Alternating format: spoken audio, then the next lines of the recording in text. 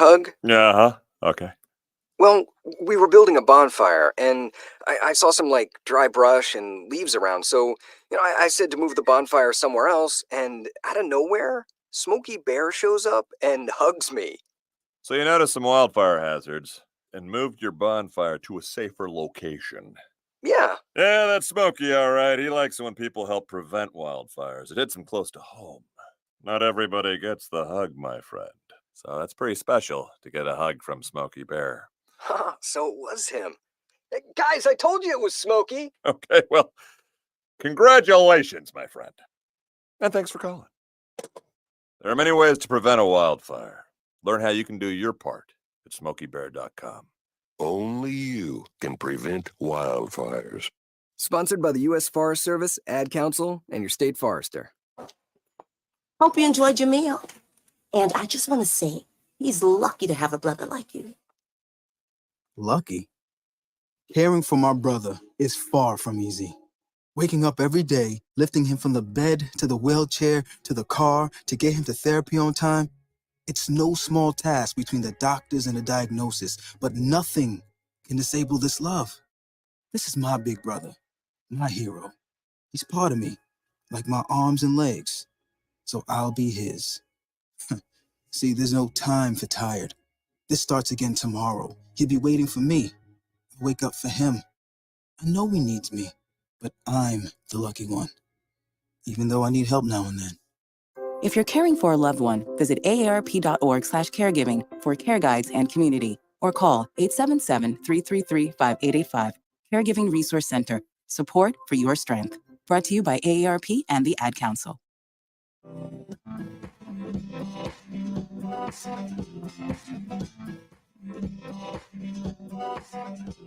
People been saying to your friend, get a different face, and posting on their feed, they're super ugly. The things they say to them online are cruel and they're not true. So tell your friend, I'll stand up for you.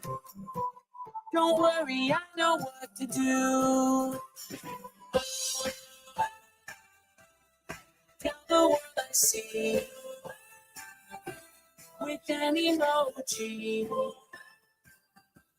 to stop the bullies. Know someone who's being bullied online?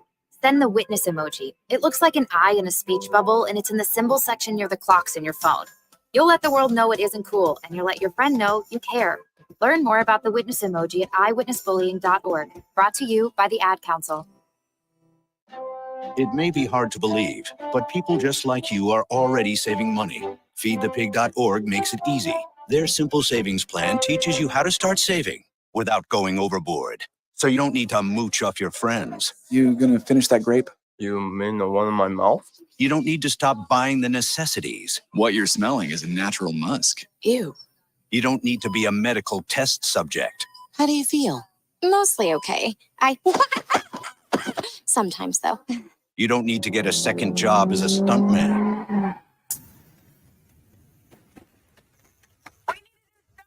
Break for lunch. You just need an internet connection. Don't get left behind. Start your personal savings plan with the tips and tools on feedthepig.org. That way, you don't need to sell your soul to the devil. $15 is the best I can do. All right, deal. Brought to you by the American Institute of CPAs and the Ad Council. When is the best time to talk to your family about staying in touch during a disaster? When floodwaters reach your door? When wildfires are engulfing the edge of your neighborhood? Or an earthquake is destroying buildings? When a tornado is tearing through town? Or a hurricane strikes?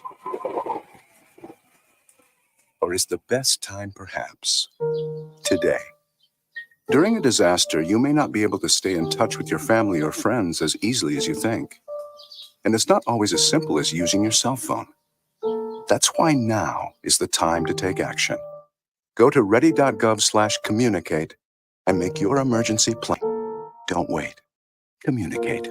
Brought to you by FEMA and the Ad Council. This is Mario Andretti. You know me as a race car driver. but I'm also a Meals on Wheels volunteer. I've raced against the sport's biggest personalities, but I've never met more vibrant, amazing people than the seniors served by Meals on Wheels. As a volunteer, you deliver a hot, nutritious meal and a friendly hello to someone just like your mother, grandfather, or next door neighbor. These seniors are inspiring people with incredible stories to share, and they love to see you. The smiles you get back are priceless. Delivering with Meals on Wheels is easy, and you don't have to drive like me for it to be quick. You can volunteer your lunch break once a week or just once a month. With 1 in 6 seniors facing hunger and many more living in isolation, your lunch break can make a real difference. So, America, let's do lunch. Volunteer your lunch break at americaletsdolunch.org. This message brought to you by Meals on Wheels America and the Ad Council. Okay, Simon, what are you wearing right now? Nothing. That's right. And what do people normally wear? Clothes. Exactly. So now Mommy's going to teach you how to dress yourself. Clothes keep us warm, they look good, and if we go out without them, the neighbors will talk. So it's important to know how to get dressed. Here's how it's done. Underwear always comes first, name tag at the back, then pants, then shirt. Get the first button in the right hole or you have to start all over. If you're wearing a tie, it goes over, round, round, through, and pull tight. Tuck your shirt into your pants and zip up your flap. Socks going first, then shoes right on right, left on left. With shoelaces, just take the ends, cross them over, switch the loops. The rabbit goes down the hole, pull tight, and you're left with bunny ears. I love bunnies. Good to know. Now remember, spots don't go with stripes, socks don't go with sandals, and if you've tucked in your shirt, wear a belt. Got it? Why are your pants on your head? Most parenting is hard to do in just 2 minutes. But spending just 2 minutes twice a day making sure they brush their teeth is easier and could help save them from a lifetime of tooth pain. For fun 2-minute videos to watch while brushing, visit 2min2x.org. That's 2min2x.org. A message from the Partnership for Healthy Mouths, Healthy Lives, and the Ad Council. So you see, son, good manners are very, very important. Someday, many years from now, when you're a grown-up, you'll be a man. And when you are, you should be a gentleman. Do you want me to go through it one more time? Yes. Yes, please. Yes, please. Exactly. Always say please, thank you, you're welcome, and excuse me. Sit up straight, hold doors open for ladies. If a door's shut, then knock first. Don't burp, don't swear, don't speak with your mouth full, don't reach across people's plates, keep your elbows off the table. What table? And don't interrupt. While we're at it, don't stare, don't use foul language, don't call people names, but do remember people's names. Always share your toys, play nice, and cover your mouth when you cough or sneeze. On the bus, give up your seat to anyone who has trouble standing bottom line. Treat others the way you'd like to be treated. Got it? Got it. And stop picking your nose. Most parenting is hard to do in just 2 minutes. But spending just 2 minutes twice a day making sure they brush their teeth is easier and could help save them from a lifetime of tooth pain. For fun 2-minute videos to watch while brushing, visit 2min2x.org. That's 2min2x.org. A message from the Partnership for Healthy Mouths, Healthy Lives, and the Ad Council. Hey, there he is. How's it going? I'm having a stroke. Are you going to shake my hand or what? I'm having a stroke. Wow, you're not even moving your arm. I'm having a stroke. Are you okay? I'm having a stroke. Your face looks weird too. I'm having a stroke.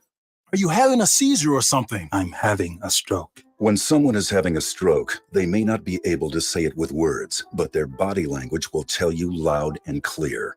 I'm having a stroke. You just need to know the sudden signs. Look for FAST, F-A-S-T. F, face drooping. A, arm weakness. Or S, speech difficulty. Then T, time. Time to call 911 immediately, because the sooner they get to the hospital, the sooner they'll get treatment. And that can make a remarkable difference in their recovery. Know the sudden signs. Face, arm, speech, time. Spot a stroke fast. Visit strokeassociation.org.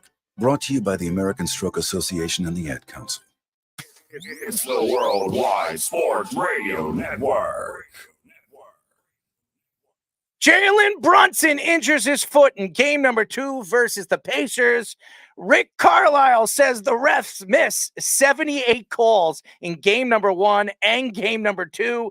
And NBA awards a recap. A lot more on the Sports Loudmouth here.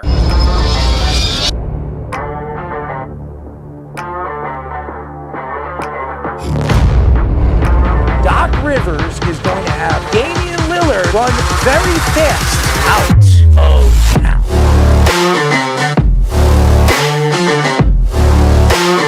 Does he help them win? You're under 500. Aaron Judge helps the Yankees win. You're paying the player $300 million. You better be sure that that guy's going to help you get over the hump.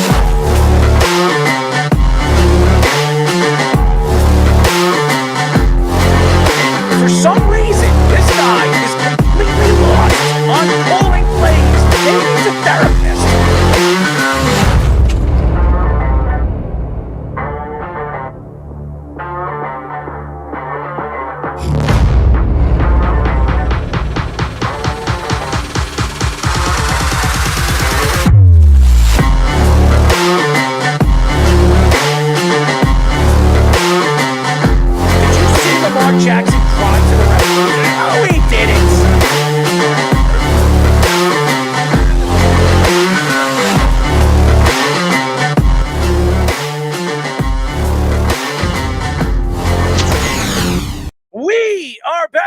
new show of the Sports Loudmouth. I'm your host, Errol Marks, my co-host, Speedy Petey, our executive producer, Mr. Aaron Fishman. We call him Fish. And on our Sports Minutes and our telecom, as we always call him, Scoops, Tommy Scoops. Remember, you can call us at 631-672-3108 is the number to call. Go to our website at www.worldwidesportsradio.com. Check out all our shows throughout the week, including the Loudmouth with me and Speedy Petey every single Wednesdays and Thursdays at 7 p.m. All you have to do to tune in and check out your local listings is go to our website at www.worldwidesportsradio.com. Speedy, is your mic on today? Yes, it is. My mic is on, and the mic will be on for some great guests that are a little out of the sports world. One of which we've had on the show before that does a fantastic job. He is in the sports. He is world. also in the sports world, but he also does a great job with mountain climbing as well, Mr. Mark Pattison. And shout out to Jack Berke, who helped us get our second guest on as well, who does some singing. Yeah, it's his daughter. So Yes. Allie Burke will be joining us a little bit later in the show at 8:30. So it'll be fun. It's the first time on the Sports Loudmouth, and she's doing some great things, singing the national anthem in all different sports parks, including baseball parks. She wants to break the record, and I think she has a very good chance of doing so. So it's going to be a very, very fun show. I think everybody's going to enjoy it. We're going to make you laugh, and Speedy might do some crazy things on the scope. So tune in and keep listening for our 3-hour show as we will be entertaining you throughout the night. And the Knicks up 2-0, baby. I'm excited about that, and we will get into that. 8 o'clock, we'll be talking to former NFL receiver, 7 Summits mountain climber, and Emmy Award winner, Mark Pattison. He's been on our show twice. This will be the 3rd time he's been on our show. He's fantastic. He's right now doing some things with Sports Illustrated as well, so he will be joining us a little bit later in the show. We are going to be talking to newly acclaimed pop singer Allie Burke, who also sang the national anthem in 12 MLB parks, and more coming soon. She wants to break the record. I think it's 30 in a year. So she's traveling, and she's going to have all the different posts, and we will get into that with Allie a little bit later in the show. Jalen Brunson injures his foot in game number 2 versus the Pacers, and the Knicks lose OG Anunoby for a couple of games. So the New York Knicks have some work to do. Even though they're up 2-0, you're going back to Indiana, and Rick Carlisle says the refs missed 78 calls in game 1 and game 2. Let me ask you a question. Did he actually count? Did he actually go on the video and said, there's 1, there's 2, there's 3, 78 calls? I don't understand it. But hey, listen, if you're the coach, you're going to stick up for your team. And there were a lot of non-calls in that game, so I'm not going to blame him to complain. The Knicks definitely had the advantage in Madison Square Garden. There's no question. NBA awards recap, as we all know, our friend, Mr. Jokic, is the new MVP 3 times in the last 4 years. So congratulations to Nikola Jokic for winning his 3rd MVP in 4 years. Austin Rivers says that at least 30 NBA players could play in the NFL. Where do these guys get their information? I mean, you have Gilbert Arenas saying that every single basketball player in the 90s was on steroids. And now you have Austin Rivers, Doc Rivers' son, who's now doing podcasts, and he's all over the television. He's coming out and saying, hey, you know what? 30 NBA players could play in the NFL. Congratulations, Austin. Thank you for accomplishing nothing in that comment. Patrick Beverley suspended for the last week's incident throwing a basketball at a fan and insulting a reporter. He was suspended for 4 games, so we will get into that. Shohei Ohtani's interpreter pleads guilty, will face 33 years in federal prison. He's not going 33 years. I'm just letting you guys know that. Ohtani will make sure of that. He will. I'm telling you right now, Ohtani's going to be paying for his lawyer. There's no question in my mind. He is going to pay for his lawyer. Rashee Rice now under investigations for attacking a photographer. What is going on with Rice? I mean, driving his car, crashing his car, and going to a club and not taking responsibility for that and getting in trouble for that. Now he's attacking photographers. What's going on with the NFL? I mean, seriously, let's parlay with Wes and maybe Reno Johnny a little bit later in the show, probably around 9:15. So a lot to get into. But yeah, I do not know what these NBA players are doing right now. But you know what? Again, we could go back and we can argue all the stuff about the New York Knicks, and we are going to get into the Knicks first because Jalen Brunson getting hurt the other day, it really got me scared. And if you're a Knicks fan right now, and there's a ton of Knicks fans listening to our show, every single Knicks fan was breathing hard when Jalen Brunson stepped off the court with his father. A lot of questions if he was going to come back. He was doing the shoot around, and then finally came back, which a lot of sense of relief for the New York Knicks, because without Jalen Brunson, they were down by 10 going into the second half. There was no chance in hell they come back from Indiana. Indiana was playing good basketball in the first half and then kind of fell apart. It really slowly fell apart in the third quarter. And then in the fourth quarter, when the going gets tough, the veteran team, and the Knicks are the veteran team in this series because Indiana is the third youngest team in the NBA, the second youngest team out of the two teams left with OKC and them. So OKC, I think, is the youngest team in the NBA, and I think Indiana is the third youngest team in the NBA. So very interesting. Jalen Brunson left game number 2 versus the Pacers with a sore right foot. Brunson foot collided with both a Pacer player and knee during a first quarter, leading to him leaving the game. Brunson came back in the third quarter and finished the game with game 2 with 29 points, 2 rebounds, and 5 assists. Brunson is the leading scorer of any player right now in the postseason. Previously had 4 straight 40-point games. He is also 4th in the postseason among all players with 60 total assists. Brunson finished 5th in the NBA MVP voting behind Giannis, Alexander, Doncic, and Nikola Jokic. As soon as we heard that he was 5th in the voting, the injury happened. And I don't know if it was a jinx. I don't know what happened. And obviously he collided with a Pacer and he had to step off the court. And I thought he was done. At first I thought it was his hand, because he was holding his hand. And he walked off the court. He was limping. He went to the back. His father went to the back. One of the assistant coaches went to the back. And he didn't return all the way through until the end of the half. He started doing the shoot around like I was just saying. And obviously he was going to return. They needed him because the Knicks fell behind in the first half without him. They couldn't hit a shot in the second quarter. They were really depending on more of OG Anunoby, who had a sensational game before he hurt his hamstring. He was playing great. I think he had at one point 25 or 26 points going into the second half of the game. He was the go-to man for the New York Knicks. He was the best player on the court for the New York Knicks in the first half. And without OG Anunoby, the Knicks they're not even close going into the second half. Dante DiVincenzo stepped up in this game. He made some big 3-point shots, as he did in Philadelphia in I think it was game 5 or game 6. And to me, the Knicks are going to need more secondary points from guys like Josh Hart. And Josh Hart, I have to give Josh Hart a lot of credit. He is the leader on that court. You could say whatever you want about Jalen Brunson. The guy that speaks the most, the guy that is interactive with all the players, it's Josh Hart. You can see it. He's on the court. He's screaming. And I don't know what's going on with some of these guys. Hartenstein, everybody keeps bragging about Hartenstein. He hasn't looked good. All right. I'm sorry he hasn't. Now, is he giving you quality minutes? He is. He's playing more minutes than he probably ever has in his career. There's no question. But Miles McBride has been horrible in the last 2 series. In Philadelphia, in the first 2 or 3 games, he was hitting shots. And then all of a sudden he lost the rhythm of his shot. I don't know what happened in game 5 and game 6. He wasn't the same player he was in the first 3 games. And now in this series, in game 1 and game number 2, he's played a lot of minutes and he has been a shell of himself.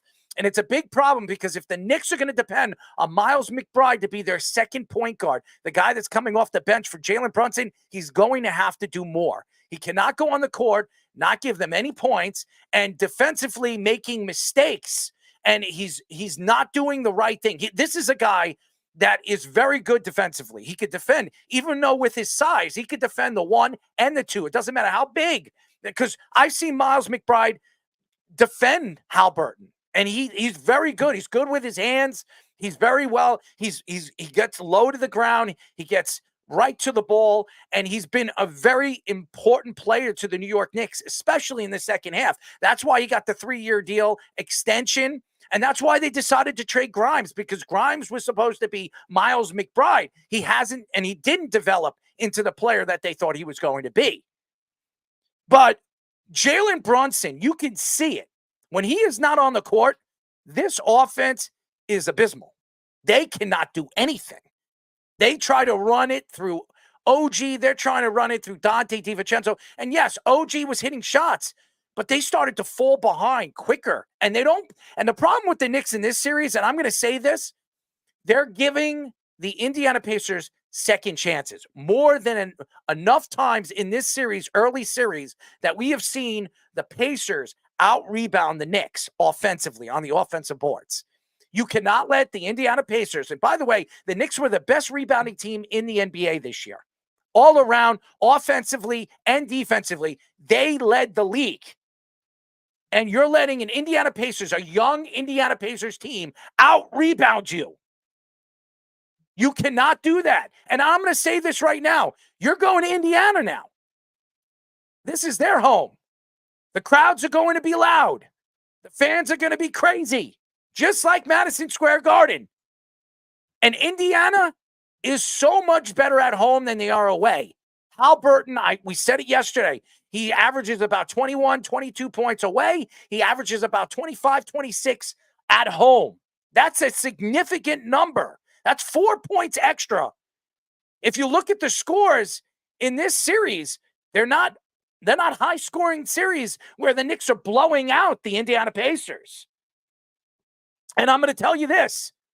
The secondary players, their bench has been much better than the New York Knicks'. Much better. And this has been the Knicks' strength all season long. They were getting secondary scoring from their second team offense. They're not getting it in this series. They barely got it in the second half of the other series against Philadelphia. They're playing 5 guys 40 minutes. They're tired. And you can see it. They're huffing and they're puffing. Jalen Brunson, when he steps off the court, when Thibodeau calls a timeout, you can see it. Josh Hart is tired. They're all tired. And this is what Tom Thibodeau does. This is the complaint of a lot of players over the past years, over there with the Bulls, with the Timberwolves. Karl Anthony Towns, after Thibodeau got fired, said that he worked the players. He worked the young players too much. And you've seen it with the Bulls. Derrick Rose, why do you think he hurt his knee twice? Why do you think he tore his knee twice over there with the Bulls? It was because he was playing 42, 43 minutes a game. And then you had problems with all the different players on those Bull teams. Jimmy Butler had turf toe. So did Joakim Noah. Joakim Noah had bad feet. Why? Because he was playing. He's a big man with all that weight on his toes. He was playing between 38 and 42 minutes a game. It eventually catches up to you. The Knicks are a young team. There's no question. Jalen Brunson's 26. Josh Hart is about 26, 27. You have Dante DiVincenzo, 24, 25. Miles McBride, 21, 22. I mean, they're young. But it's going to catch up to them. And the Knicks have a window now. Their window is now. They're going to have a 3-year window to win a title. You can see Denver right now. Their window opened last year, and it could close just as fast. You're seeing what the Timberwolves are. You see what Anthony Edwards is turning into. You see what Karl Anthony Towns is when he's 100% healthy. Rudy Gobert, who would have thought that this team was going to work on all cylinders? Over there with Minnesota, they're the best defensive team in the NBA. They're bashing right now Denver. And the Knicks are playing an Indiana Pacer team that's not anywhere close to as talented as they are. But losing a guy like OG Anunoby for probably 2 games, and then having a hurt Jalen Brunson, having no more Mitchell Robinson for 7 to 8 weeks unless they go to the finals, which you still might not see him. You're not going to see Julius Randle as he had shoulder surgery. The only time you're going to see Julius Randle is when he's sitting right outside the audience or on the bench, not playing. They don't have. And by the way, they also lost Bogdanovich. Bojan Bogdanovich, a guy losing a guy like that who was really shooting the ball good in the Philadelphia series, early in the Philadelphia series, giving them that secondary offense. Now you're going into this loud Indiana Pacers home where the fans are going to be harsh on you. The refs are going to be on their side. The Knicks got all the calls in Madison Square Garden as well as they should. But when you go away, it's not the same thing. And I'm going to tell you this right now.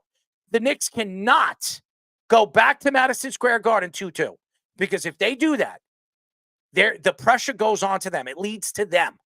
And as a Knicks fan, you do not want to go to Indiana and lose both of those games. And that could very much happen. Yeah, the injuries are definitely going to wear over time, too, if the series is longer than they should. We were talking about it last week with the Celtics losing Porzingis. Like, if that series goes longer than it should, while they might get Porzingis back in the Eastern Conference Finals, even if they win, it's still a little more wear and tear than they would want. And the Knicks are dealing with multiple guys that have had repeat injuries. Mitchell Robinson's now out for the season with multiple injuries throughout the year. OG Anunoby now, like you said, is going to miss Game 3, definitely. Maybe we'll miss Game 4, and probably if the Knicks win Game 3, they definitely should rest him for Game 4 if that's the case. But even if they don't, you have to be cautious with him. But Jalen Brunson is somebody that they cannot replace whatsoever, because he just does way too much when it comes to spacing, scoring, and just everything that makes these teammates around him better. There's nobody that can replace that kind of thing. OG Anunoby, while his defense, I don't know if anyone can replace it individually, they can still collectively do it as a team. They have enough wing depth to be able to make up for the three-point shooting efficiency-wise. If, like you said, guys like Josh Hart and DiVincenzo play well. It's a big loss, losing OG Anunoby. Don't get it twisted, Speedy. You're losing a guy that you depend on defensively, that defends multiple positions. He's a good rebounder. He's a good blocker. He does miss a lot of jams. I mean, we've seen it throughout the last two series. I mean, he's missed how many slams? I think it was three that I can remember. Yeah, 3. So, but you saw what OG could do when you lose a guy like Jalen Brunson. OG took over offensively. He was hitting shots all over the court. His shot is a lot better than people think it is, and he can get inside and he can dominate. So he's really their secondary scorer when need be. I mean, I know you look at Josh Hart, he's been as good as anybody, playing 48 minutes a game. I think it's going to catch up to Josh. And Dante DiVincenzo, he's hot and cold every single game. So you don't know what you expect and what you could expect to get from him. So, I mean, you sit here today, you're happy that the Knicks are up 2-0. But this series is far from over. I know Keith thinks that it's over. You've heard Jeff say that it's over. It is not over. Indiana is a good home team, one of the best in the NBA. And Rick Carlisle is heated. He is absolutely heated. So trust me, he has a board of things going back to Indiana that he can attack the New York Knicks. And you all bring up a good point with Thibodeau, too. It's going to be something that he's going to have to test with all these guys hurt now, going away from his norm. Because if you look at the Game 2 box score, there were 7 players that played 28 minutes or more, and Alec Burks was the only other guy that came in the game and played just 1 minute. Jalen Brunson, besides getting hurt, only sat for like a minute of his actual game action in the first quarter at the end of it, and then he got hurt in the second quarter, obviously, so he didn't play much. But besides that, there's been stretches where Jalen Brunson's only sat out 3 minutes in the whole game. So that kind of thing has to be balanced out a little better than it's been doing, too. Rick Carlisle told reporters after the Pacers Game 2 loss to the Knicks that he was furious with the officials missing calls. Carlisle said small market teams deserve a fair shot, and he thinks that the Pacers are getting punished for their physicality. ESPN's Brian Windhorst reports that the Pacers submitted 78 plays to the NBA to evaluate as missed calls, 29 plays from Game 1 and 49 plays from Game number 2. The Knicks had free throws advantage 22-17, but up until the end of the game, when the Knicks had a good lead, the free throws were evenly called. The Pacers still lost to the Knicks 130-121 in a game where the Knicks had no Jalen Brunson in the second quarter and no OG Anunoby for a lot of the fourth quarter and the third quarter. OG Anunoby got hurt early in the third quarter and was out really the third and the fourth. So everything started to fall back on Jalen Brunson and all the other guys, Josh Hart Dante DiVincenzo. Even Harnstein needed to step up and hit some ugly shots. But I will admit this. I feel for Rick Carlisle. I do. I don't know if there was 78 calls missed. I don't believe that. That's a crazy number. But do I think there was like 30 or 40 missed calls for the Pacers? Absolutely. Do I believe that the NBA wants the Knicks to move on and play the Celtics? 100%. Are you kidding me? Do you know how many tickets? Do you know how many sales? Do you know how many things that how much money, how much promotion they can make, TV deals they can make off the Knicks and the Celtics? What are the ratings going to be if the Knicks play the Celtics in the finals, the Eastern Conference Finals? But here's the thing. Indiana is going to get a fair shake. And Rick Carlisle going out there and sending this to the NBA only tells the NBA that they have to watch more in Indiana on these calls. Now, again, the New York Knicks are shorthanded, a lot more shorthanded than the Indiana Pacers. The New York Knicks lost their best rebounder and their best shot blocker in Mitchell Robinson for 7-8 weeks. They lost OG Anunoby, who's probably their best all-around defensive player for the next couple of games, probably. They've lost Julius Randle, who's probably their second best player, who's out for the rest of the playoffs. And then obviously Bogdanovich, who's supposed to be as important as anybody off the bench, who probably could have given the Knicks at least 15 to 20 points off the bench and maybe give Josh Hart a chance to sit and rest. It's been a big problem, the injuries for the New York Knicks. And like I've said over the last couple of months, this team has shown that no matter what happens, they're going to go out there and give it their best. That's what they do. This is what they're a gritty team. This is a team that you have to root for and you want to root for. Wait, because when you watch the Celtics are fantastic. I mean, you can't lie. Jason Tatum is a superstar. Jalen Brown's a great player. They have great players on that Celtic team. They're expected year in and year out to go to the Eastern Conference Finals. As a matter of fact, I think the Celtics in the last, 2 years have been back-to-back Eastern Conference Finals. Yeah, it's Heat and Celtics the last 2 years. So this is a good team. They're built to win. The Knicks were never expected to be here. This was supposed to be Milwaukee's spot with Dame and Giannis. They fell apart. They decided to fire their coach early into the season. They bring in Doc Rivers, and they fell right on their faces. Philadelphia was supposed to be good. They lost Joel Embiid. They played the Knicks. They thought they had the advantage, and the Knicks showed their grittiness against a Philadelphia 76er team. This is an Indiana team that never says lose. And what I mean by that is they don't believe in losing.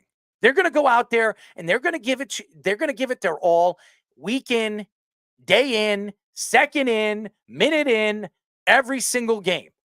They're not going to quit on you either. Halliburton is a fantastic, sensational player. I don't know if anybody has watched this guy. He is fast as hell on the court. He is so very fast.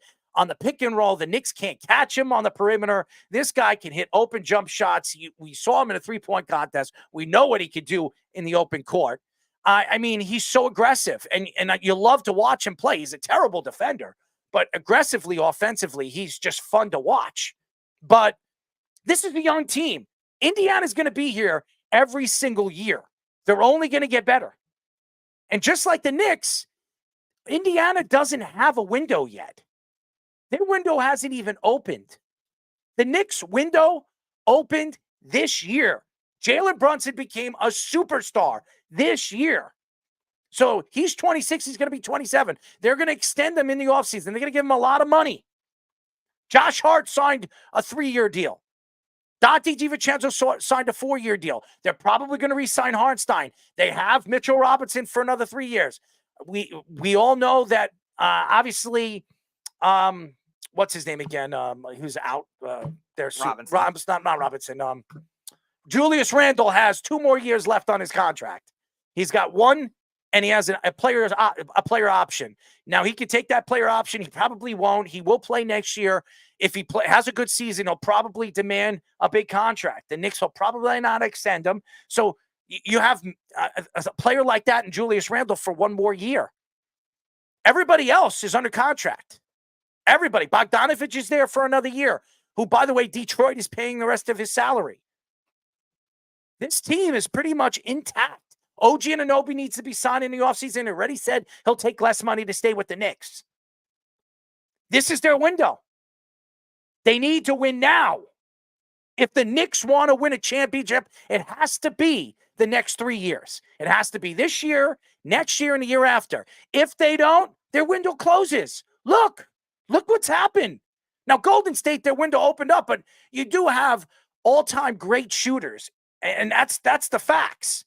Steph Curry was an all-time great shooter. You had Kevin Durant for 2 years. That's why they won, but you had Steph Curry, Klay Thompson, and say whatever you want. Draymond Green is a great defensive player. You had all-stars on your team. Their window was open for 5 years, 6 years. And the same thing with Miami. They had 3 superstars, and that's why this whole trio, that's why LeBron wanted to create this trio of a team, because if one guy gets hurt, you still have those 2 other superstars that can help you win a championship. It's different now. The NBA is different. Now it's really the power of the bench. How good is your bench? How much depth do you have on your bench? And by the way, are these guys under contract for a significant amount of time where it gives you a chance to win year in and year out? Because look at Denver. Denver lost Brown in the offseason. Brown was a big part. He was a 6th man of the year nominee last year. They lost Brown, and they're a completely different bench this year. I think Monte Morris also they lost too. He's on Minnesota now. Yeah, so they lost some significant pieces to their championship team last year. But that doesn't change what Jokic is. It doesn't change what Murray or Porter is. But you need that. You could see the difference in this team. They're not getting secondary scoring. Their best secondary scorer is Holiday. When you see that scares you. Knicks legend Justin Holiday. I don't know about Knicks legend, but I mean, he's a journeyman. And he's not Drew Holiday, his brother. But I will say this. You sit here, again, going back to Rick Carlisle, he's going to get the calls in game number 3. I guarantee it.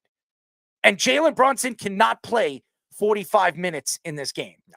They need to give him at least 30. He needs to only play 37 to 38 minutes. That means Miles McBride needs to open up his eyes and start hitting some shots. Dante DiVincenzo cannot go cold in the second half. In the first half, and start hitting shots in the second half. He needs to play an all-around game. And Josh Hart and some of these Knicks need to stay out of foul trouble. And by the way, you have to play Precious more. Precious, when he's on the court, he gives you that athletic body that you need on the court now that you lost Mitchell Robinson. Yeah, third quarter and into the fourth quarter, Precious was playing a lot. You could definitely see the game really change right around then because the Knicks continue to struggle out of the half. They did that in the Philadelphia series as well. And that's something that I think has to be balanced out. And like you said, the foul calls have to be a little more consistent when it comes to the Knicks drawing fouls and the Knicks committing these silly fouls. And the Knicks at the end of the game, too, especially the last 2 minutes with inbound plays committing some of these random fouls as well, have to change as well. Now, on Rick Carlisle's case, I think this is a really bad notion you see in the NBA, too, where a lot of these young teams don't end up getting the calls the same way because the NBA wants to keep their stars intact. They want to make sure that especially some of the veteran stars are going to stay in the playoffs for ratings. And that's the same kind of thing that people were complaining about last year with the Nuggets and the Lakers series. That's the same thing that people were complaining about with the Warriors and the Kings series last year, that a lot of those veteran teams were still getting the calls amidst that. Now, you have stupid LeBron complaining, oh, you should have gotten more calls than the Lakers Nuggets series. Yeah, big up. Yeah, you've gotten them all your career, too. Oh. Could you imagine LeBron James in this series playing for the Indiana Pacers? What would be going on after these games? How many cry baby antics he would have right now talking to the press and saying, oh, we're getting screwed. We're getting this. We're getting that. We're in a small market. LeBron James has been known to point his fingers. And when he points his fingers, everything starts to fall his way. That's the NBA. It's LeBron James's way or no way. It's been like that forever. And that's why you saw, even when he signed with the Lakers, too, the Lakers had to trade a lot of those young pieces away. Now, granted, they got Anthony Davis out of it, won a championship, but it hasn't worked for sustained, consistent success. And LeBron has not worked well with a lot of those, even some of the younger players that are coming in, too. And the Pacers are, going back to them, are an entirely young team. Now they need that other veteran presence to help them out. But their team is very, very young. Like you said, the second youngest team remaining in the NBA playoffs. And their window hasn't even started. They accelerated it more trading for Siakam at the deadline, but they paid him, and now they have to get him for a full season. Yeah, and here's the thing. And they're going to be a good team for many, many years to come. They have a lot of money that they can invest into players. They can still bring in another superstar to play with Siakam and Halliburton. And they're young and they're fun to watch. And Rick Carlisle is a great coach. He's a championship coach. So, and this is a different type of team he's coaching, because over the years, when he coached those Dallas Maverick teams, yes, they had great offensive players. They had Dirk Nowitzki. They had those guys, the Jason Kidds of the world. They had good players offensively, but they were a great all-around defensive team. This Pacer team is not good at all defensively, but if you're watching this series, they're pressing against the Knicks. The Knicks are making mistakes. Jalen Brunson's made mistakes. Josh Hart's made mistakes. Dante DiVincenzo's made mistakes. OG Anunoby's made mistakes, trying to force the ball into places. And Indiana is a young team. They're aggressive, and you could see the talent that this team really brings in and prevails to be. And also, since trading for Siakam, the defense has definitely been better. Not great, but definitely better enough where you could see that's why they were able to come back. They were a play-in team. They were selling at the deadline until they got the offer for Siakam for the most part. They traded Buddy Hield. I think they traded the kid Duarte, who they drafted number 8 overall. They lost a couple of other players to injury. It seemed like they were selling. And all of a sudden, they trade for Siakam. And they changed, say, that's the franchise direction we want to go in with him and Halliburton. Halliburton got a contract like RJ Barrett got, and then Siakam got a big deal right after they signed him. So that's what they're basing on. And Carlisle last year was not very good at getting these young players to get it going. Now they're actually doing it, and you can see the difference. Yeah, and I've always liked Rick Carlisle. I've always liked him.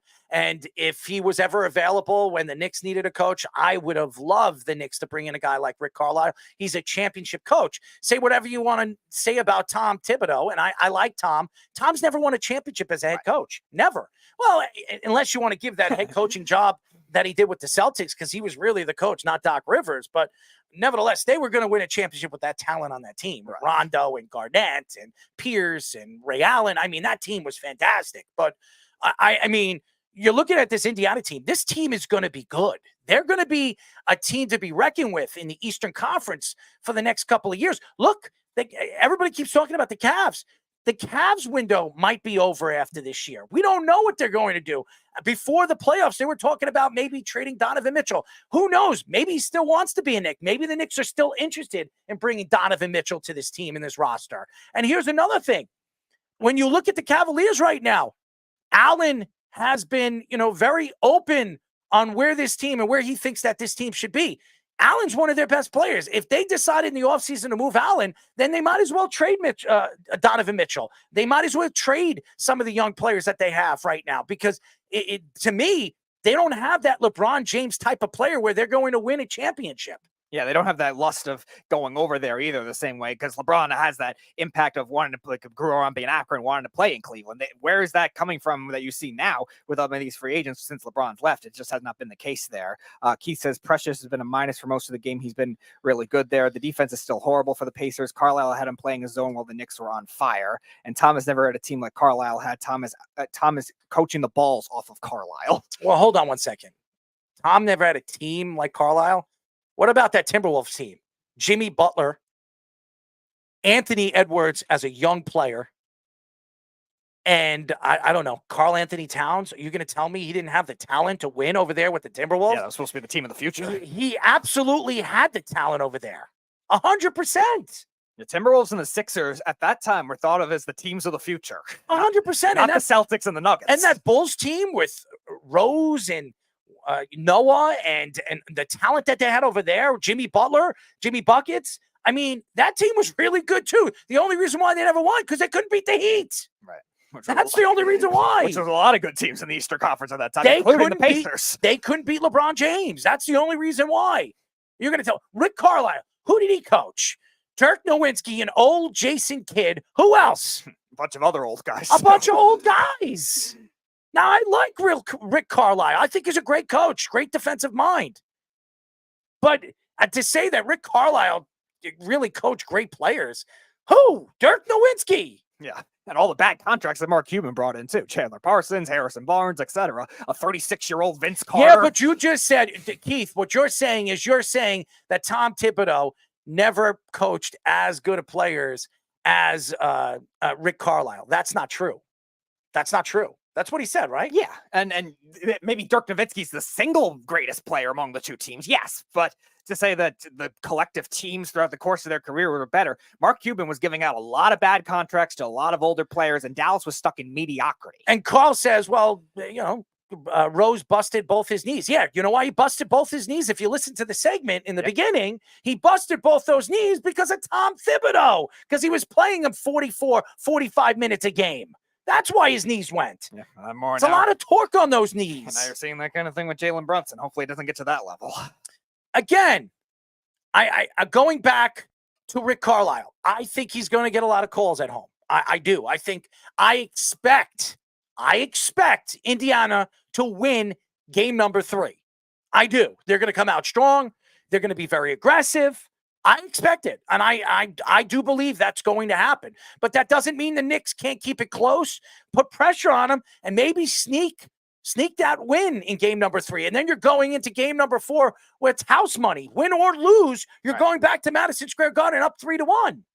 So to me, it's very important that the Knicks win one of these games in Indiana, because if they go back to Madison Square Garden, even because they're saying that OG could miss the next 2 games and he'll be back for game number 5. Yep. If that's the case and they go back into Madison Square Garden, all the pressure lies to them. And I think that, the momentum is on Indiana's side. And to me, this with this series, it's all about momentum, Speedy. It's all about momentum. Keith says they should win the series if OG is out. Well, OG is going to be out definitely game 3, and we think game 4, but I don't think much further than that we know of. It's going to be very, very interesting.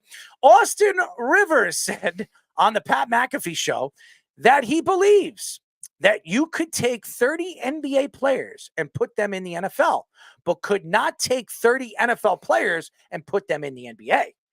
Rivers mentioned Russell Westbrook, Draymond Green, and Zion Williamson as NBA players that would succeed in the NFL. J.J. Watt fired back at Rivers saying that you don't have a job in either sport right now.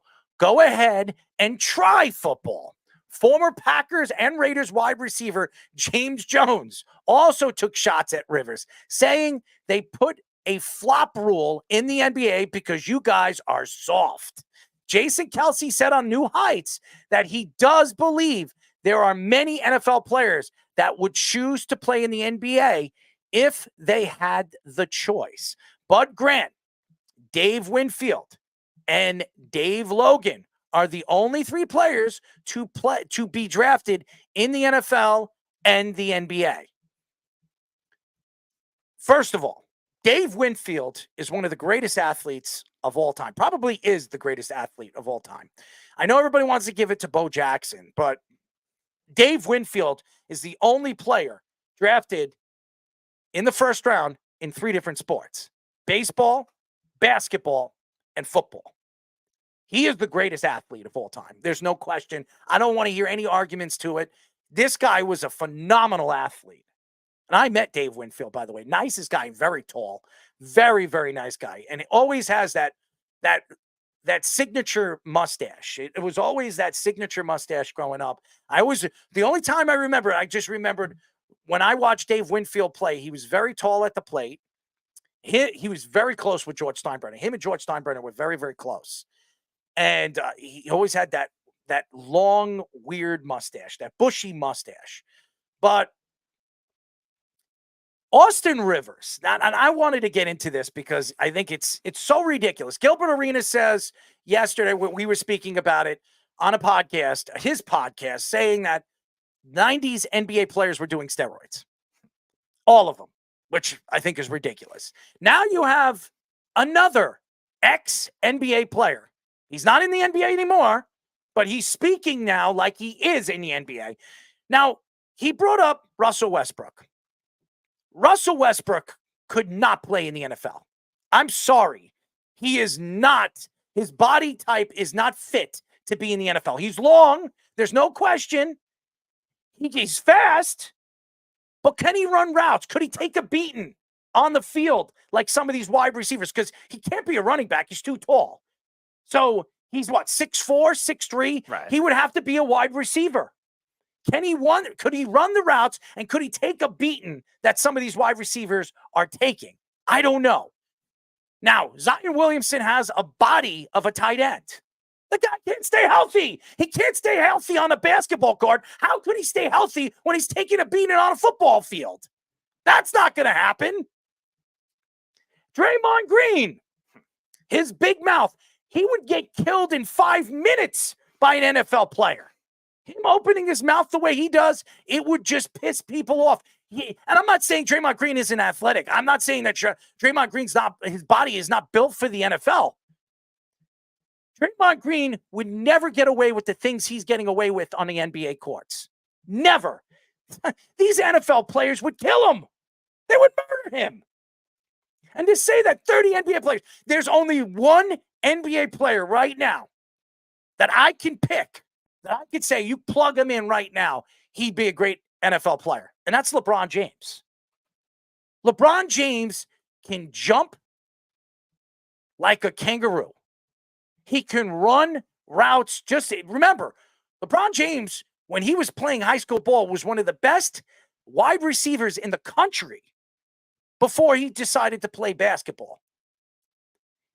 His body is built like a tight end, 6'8", athletically gifted, muscled. His muscles go up from his neck all the way down to his feet.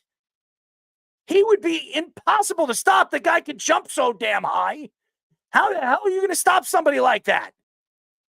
LeBron James would be the factor right there. He should have, if Austin Rivers wanted to make some sense and he wanted to really sell that to J.J. Watt and sell that to Jason Kelsey or anybody in the NFL doing a podcast or on a radio show or Pat McAfee show, I would have brought LeBron James up. It would have made more sense than bringing up, I don't know, old man Russ, Draymond Green, and Zion Williamson. Not to mention that Austin Rivers was barely an NBA player because he wasn't that good. He was a first-round pick because of his dad. We were joking about it last week with Deion Sanders and Shedeur Sanders. If you were to judge prospects, Shedeur Sanders is still pretty far ahead of what Austin Rivers was as a prospect at the time at Duke. And he got drafted in the first round. Why? Because of his father. Did you hear this? Keith says Westbrook would be a defensive back. How the hell is he going to be a defensive back when he doesn't play defense? Yeah, and Keith, you bring up a good point with the concepts being very different too. And I think that's why Errol was saying, like, body type wise, he's going to be a wide receiver, but there's a very tricky route tree that you're going to have to learn with all the offensive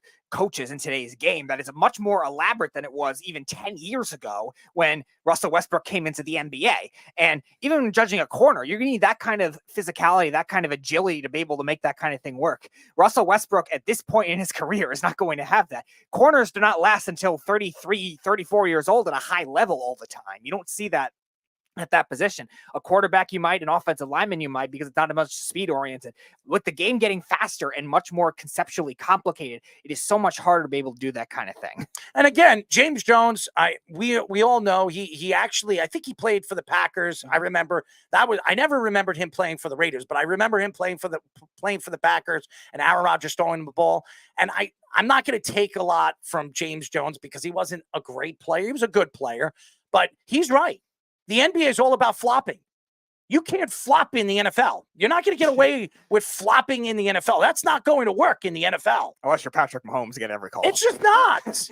It's a joke that he thinks, and I really want to get into this because it makes me laugh. And I think Austin Rivers, he came from my Duke Blue Devils, so I'm not going to hate on him. He is Doc Rivers' son, and Doc Rivers, to me, is a shell of anybody believing he's a great coach. I do not believe he's one of the greatest coaches in NBA history. I have people, I've been on, forums where people say that Doc Rivers could go down as one of the greatest coaches in NBA history. And I said, where? He's been a coach for 20 years. He's won one title, and he won it with Garnett, Pierce, and Ray Allen, and Rondo. I mean, me and you could have coached that team and won a championship. Give me a break. I mean, I don't know what is the love fest for Doc Rivers. Nate McMillan has made the conference finals more recently. I have no idea why everybody loves Doc Rivers so much. That's the honest truth. But Austin Rivers coming out on Pat McAfee, a football show, that is a football show, and stating that he believes that 30 NBA players can play in the NFL, but 30 NFL players couldn't play in the NBA. I can name a bunch of guys. Darrelle Revis, I don't know if anybody knows this. Darrelle Revis was a fantastic basketball player. He never lost a one-on-one game. He's played against NBA players one-on-one. And people have said that Darrelle Revis was a sensational basketball player. I've heard, Travis Kelce was a good basketball. Tony Gonzalez was a good basketball player. I could go up and down some of these NFL teams. Gronkowski was a good basketball player. For him to say that none of these NFL players can play in the NBA, it's a joke. NFL players are more athletic than NBA players. Yeah, and that's why we also see these college basketball players that maybe are either undersized for their position, their skill set, or maybe too big and can't shoot, go into the NFL because they have that bigger body type, because they could be, like you said, a tight end. They could be a defensive end, a pass rusher because they have good hands, stuff like that. You don't see those kinds of things the other way around. You don't see a college football player that maybe has the quickness of a point guard or quickness of a shooting guard be able to go into the NBA as often. Whereas in the NBA, going to the NFL, while they don't always succeed, like they've been in probably the last 5 years, a lot of them being drafted haven't succeeded. But like you said, you have your Julius Peppers that played college basketball and is a Hall of Famer, maybe the best pass rusher of this generation. And like you said, Tony Gonzalez, all these other guys, Antonio Gates. Let me ask you a question. How many NBA players played in other professional sports? Dave Winfield. No, he never played in the NBA. How many NBA players went on and played in another sport professionally? I can't think of it. Nobody. But I tell you this, how many football players played in other sports professionally? Mm-hmm. Many. Yep. Bo Jackson, Deion Sanders. We could go up and down certain players in the past. There were many guys. Dave DeBusschere, did he play in others? I don't remember Dave DeBusschere playing in any other professional sports. I'm stating the facts. Football players are more athletic than NBA players. They are. I mean, these guys, I'm not saying all of them, but a lot of them. I mean, has anybody watched guys like Justin Fields? You don't think Justin Fields could play in the NBA? The way he runs, the way he moves, his athletic ability. How about Micah Parsons? Has anybody watched him play pickup basketball? He's a pretty damn good basketball player. NBA All-Star Weekend, he won the NBA All-Star, celebrity game. Contest, yes. He won. What did he score? 35 points, 36 points in that game? He's a pretty good athlete. Why couldn't he play in the NBA? He's better than some of those bench players. Half of them shouldn't even be on the court. I'm just speaking the truth here. How could Austin Rivers come out and say that 30 NFL players couldn't play in the NBA, but 30 NBA players could play in the NFL? That doesn't make any sense. What are you trying to say, Austin? Are you like Gilbert Arenas? You're on drugs? Maybe Gilbert Arenas was taking steroids and he wants to point fingers at Michael Jordan and I don't know, Dennis Rodman and I don't know, but everybody else that he mentioned in his stupid, takes. I mean, it's ridiculous. This is a ridiculous take. It makes him look really stupid. And J.J. Watt, I think it's great that he stuck up for the NFL. Yep. I do. I think it's great. I can't sit there. I cannot listen to a guy like Austin Rivers. By the way, how good of a player was Austin Rivers in the NBA? J.J. Watt is a Hall of Famer. Austin Rivers, what was he? Jason Kelsey's a Hall of Famer. Austin Rivers, what are you? I'm sure there were players on that Texans team that were not Hall of Famers that are better players than what Austin Rivers was in the NBA. Yikes. Maybe Gilbert Arenas should inject him with steroids. It might not even help because he sucked. It's just ridiculous. This is a ridiculous statement that he made on the Pat McAfee show. I don't even know. I didn't watch the Pat McAfee show. I would love to hear what Pat McAfee had to say about this. I mean, this is ridiculous. I couldn't sit there. I'm not even an ex-NFL player. If I heard Austin Rivers say that, click, I would have hung up on him. What are you, nuts? What are you drinking? You smoking some reefer with your father? Yeah. I mean, you're doing something. I mean, was your father in the background telling you this too? I mean, is he coaching you to say this? I wonder if he thinks his father could play in the NFL, the lean, scrawny It's point guard he was. ridiculous. This is a ridiculous statement. This is dumb. I mean, Where do they come off saying this stuff? I know they're trying to sell their podcast and sell all the stuff they're doing on television and all that other stuff. But it's ridiculous. How could you say that? This is a guy that was brought on as an NBA analyst for ESPN this year too, and you because of who his father is. Because of who his father is, and he's trying to spew more of this to make a sellable product, like Kendrick Perkins likes to do a lot of the time too, with some of the comments he makes. But this is just a whole nother level when you weren't even a good NBA player. Keith, Keith, you got a lot to say, and you say a lot, and I'm gonna tell you why you don't say something like this. It's an opinion that makes no sense. You're bringing up, oh, it's his opinion. Okay. And I just gave you opinions on why it doesn't make sense to the opinion. I could give you factual statements on why I think Austin Rivers is a complete moron. Okay? Factual statements on why I think Austin Rivers doesn't know what the hell he's talking about. We have quarterbacks that can't even read playbooks and read defenses. How do you expect NBA players who haven't played football in, who knows, probably since high school to be able to do that kind of thing? Austin Rivers is a complete moron, okay? And listen, I'm a Duke fan. He obviously didn't graduate from there. Neither did Kyrie Irving.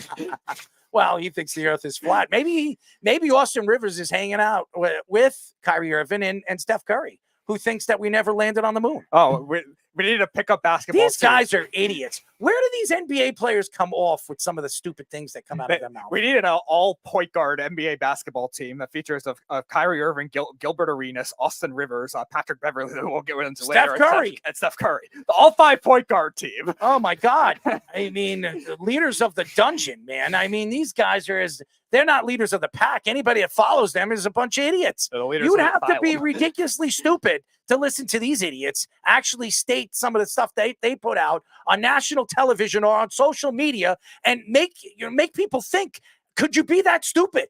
They might be. Can you be that dumb? They might be the leaders of the apocalyptic movement more. Well, it's not a terrible topic. And by the way, Carl, I think it's a very good topic. And I think you're wrong about it. It's a funny topic. I think it's a good topic. Yeah. I think it's definitely something that draws people to think and wonder where these NBA players come from. Mm-hmm. Planet Mars. I don't know. Mars might not let Austin Rivers in. Steph Curry doesn't believe that we actually even flew out of orbit. I would love NASA to just kidnap him one day and just have him fly to the moon. Where did all those, those rockets go? Maybe Elon Musk has to kidnap Steph Curry and his next flight to the moon. Spaceships or whatever the hell they call whatever them. his ships are, the FA-0, whatever they are, and just kidnap him and take him to the moon. Somebody needs to shove a rocket up Austin Rivers' ass. That's what I think needs to be done. That wouldn't be a bad idea either. I mean, Austin Rivers is out of his damn mind. So why not? I mean, it only comes from NBA players. It only comes from NBA players. I have never heard, in the last 5 years, some of the takes that we've heard, some of the worst takes I've ever heard when it comes to dumb things outside of the game of basketball or game of sports came from NBA players. Yeah. It doesn't come from anybody else. Have you ever heard a hockey player say something stupid like that?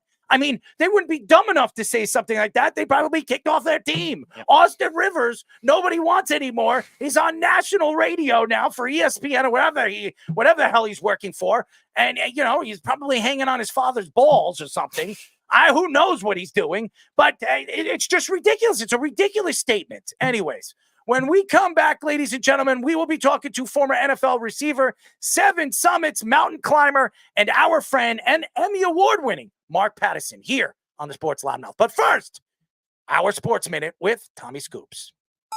This is the Sports Loudmouth Sports Minute. Are you ready to get loud? With Tommy Scoops. That's right, ladies and gentlemen. Happy Thursday. At the top of the hour is the Loudmouth Sports Minute with your man of the hour, Tommy Scoops. Currently, to start off the rundown right now, currently in the NBA, Suns, after just announcing earlier today the firing of head coach Frank Vogel, are aiming for former Bucks championship head coach Mike Budenholzer to be the next coach of Phoenix. While on the topic still of Frank Vogel, Hawks guard DeJounte Murray actually voiced his frustrations via Twitter, tweeting out saying that crazy how coaches are blamed before the players. Clearly voicing frustrations there. Over in the NFL, lastly, the Texans are acquiring wide receiver Ben Skowronek from a trade via the Rams. The the Rams announced that they will be releasing him, but actually found a trade for him last minute. Going over to Scoops' scores right now, currently over in the MLB right now, Houston has a 4-3 lead over New York, with Milwaukee having a 3-0 lead over St. Louis, and currently in the NBA, Boston has a 51-47 lead over Cleveland, and over in the NHL, Carolina has a 1-0 lead over New York. That's currently all the time I have right now for you guys. I'm going to kick it back to the boys for their next guest on the Sports Loudmouth. This is the Sports Loudmouth.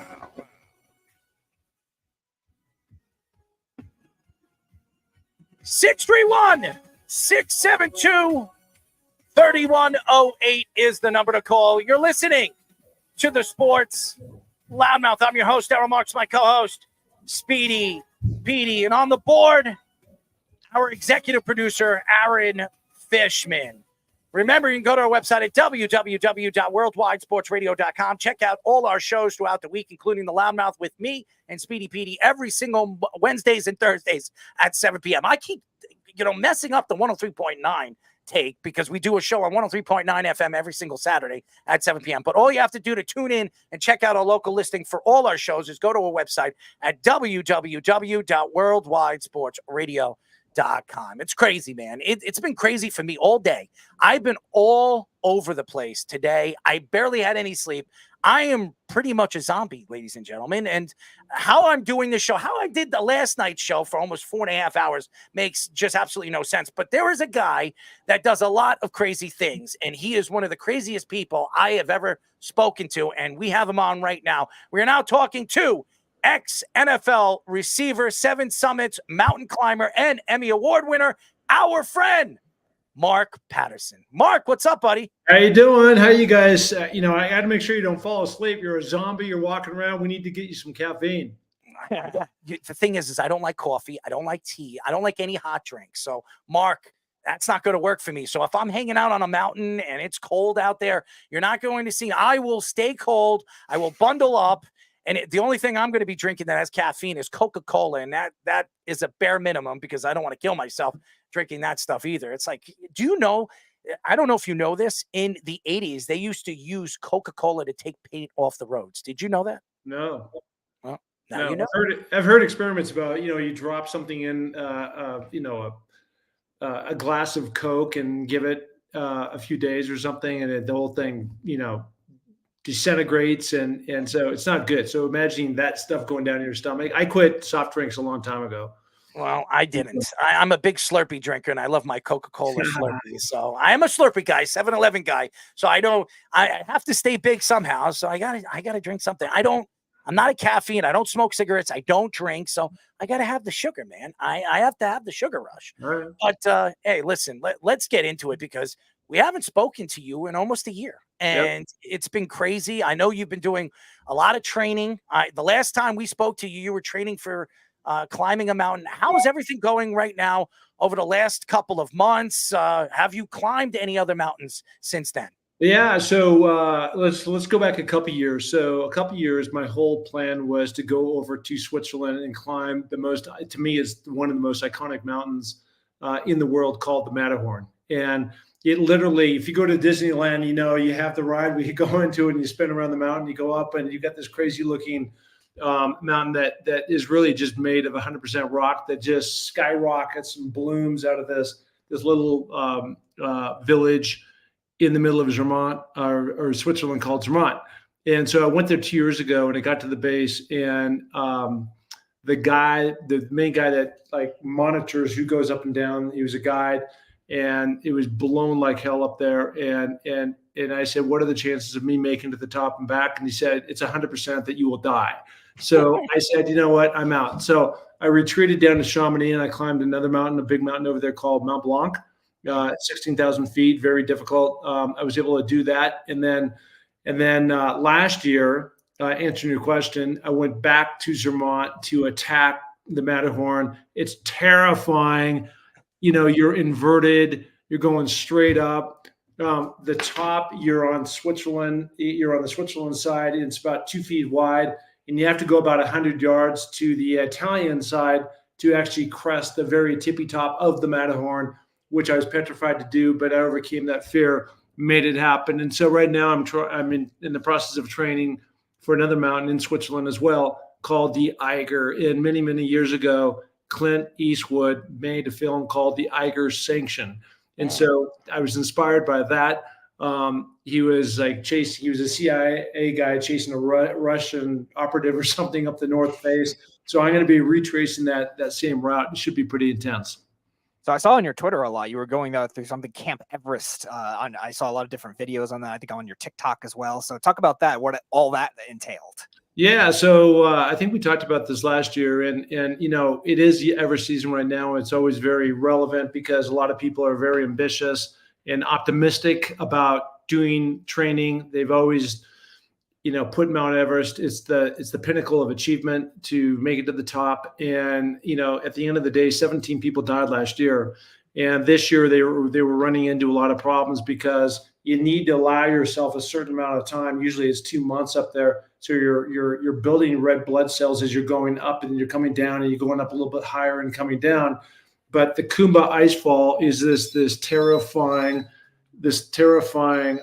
ice face boulders that come crumbling down, and you have to go through that. And there hasn't been any routes that have been passable until about 2 weeks ago. So it just puts everybody behind the 8 ball in terms of getting their training and acclimating and being able to go up and down the mountain. So anyways, I'm just watching. I have a lot of friends up there, a lot of guides, and, navigating, going through what they actually went through. It's a long time to be at that height. Your base camp is 17,500 feet, people, or 500 feet. And the reality is that as you climb further and further up the mountain, there are dead bodies that you're stepping over. So you were talking, earlier about, sitting down and not having enough energy and just resting and whatever. But I'm telling you, you do that, and that is the kiss of death, because the next thing is you fall asleep and you don't wake up. We are talking to former NFL receiver, 7 Summits mountain climber, and Emmy Award winner, Mark Pattison. I watch a lot of documentaries. Yeah. I am a documentary guy, and I watched a documentary recently. It's called Lost on Everest, and it's about Michael Matthews, okay? And his brother, he disappeared 20 years. He was blown off the mountain of Everest. His friend came down, but he never came down, and they wanted to find his body. They wanted to put his body to rest. So his family, his brother went up there. Well, he didn't go up there. He had a bunch of climbers go up there and fly different drones and try to find him. And they found like a ton of bodies up there, and they were trying to find a specific coat that he was wearing. And they had the same coat. His friend was wearing the same coat. I'm telling you right now, I would never, after watching that, I would never climb Everest. I mean, it is absolutely ridiculous. It's scary as hell how high these guys were going up there. And it's so dangerous. Like you said, there were 12 people or 13 people that died last year.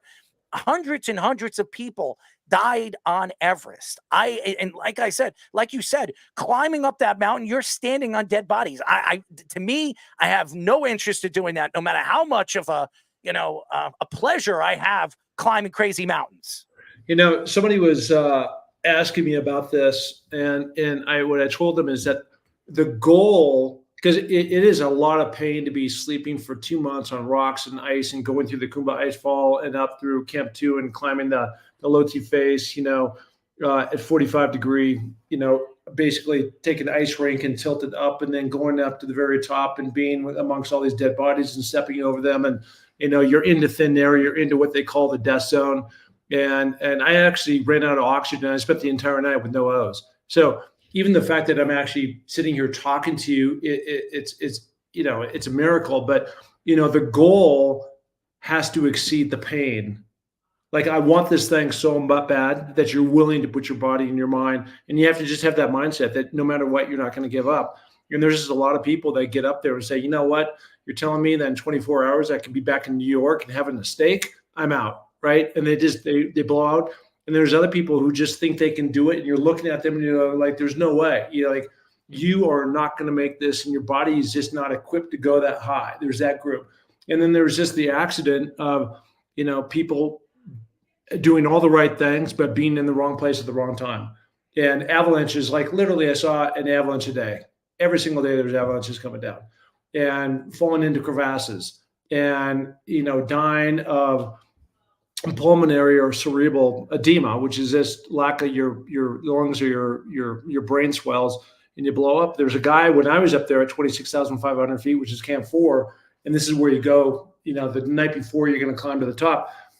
He was 6 feet from me in my tent. He had died 10 days earlier. He was just laying there, right? And it's just a harsh reality of what you're in for.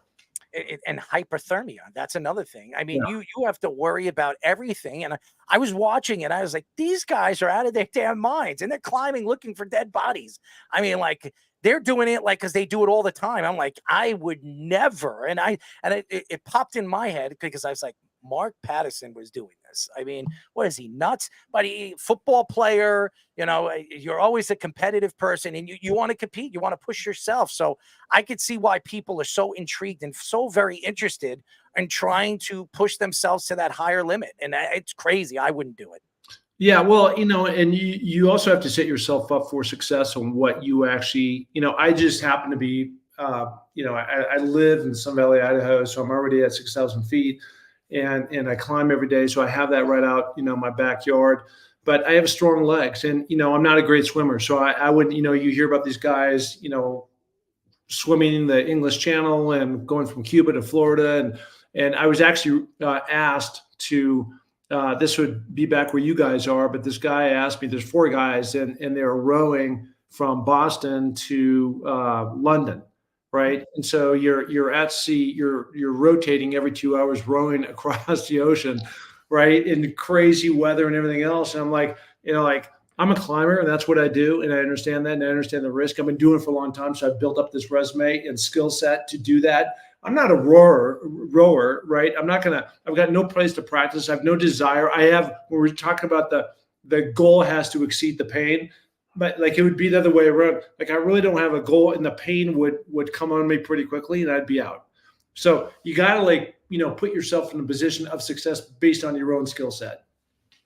Yeah, so I know Searching for the Summit was your Emmy Award-winning picture. Have you done any other kind of films or media stuff? By the way, I watched that. Watched. By the way, it's beautiful. By the way, nice. Congratulations on that Emmy Award-winning trophy. But I'm going to tell you, I watched your documentary. It was fantastic. It really was. They did a great job. They really did. ESPN did a great job on it. So yeah, well, when you talk about that, the NFL did it, NFL Films and NFL. I'm sorry, yeah, NFL. But they've all you guys know that. Take me out of it. They just had a long history of making amazing films and short documentaries about players doing this and that. So, it is. I was blown away because we also got. Nominated for best cinematography, and I was proud of that because I'm not a photographer any more than you guys are. I pretty much did all the filming up on Mount Everest. So they just strapped me with GoPros. I just hit play. So I had no idea when I turned 10,000 hours of film over to them what I'd given them, and then to see that stuff like you guys saw in the movie, in the film, it was just really amazing how they came. And they originally were going to do like a 5-minute thing, and that 5 minute turned into 30 minutes for them. That's a full length feature based on the way that they do NFL 360.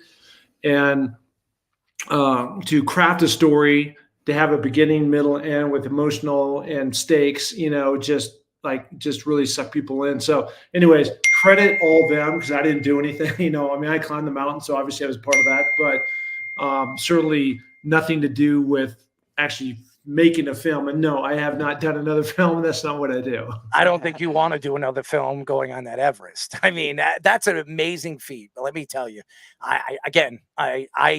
to me, when I watched those different documentaries, I'm like, some of these guys they got a set of balls on them because as much as I have a set of balls on me, I'd probably rather jump in the water with sharks than want to climb Mount Everest and dare myself to try to get to the top. I mean, I just not something I would do.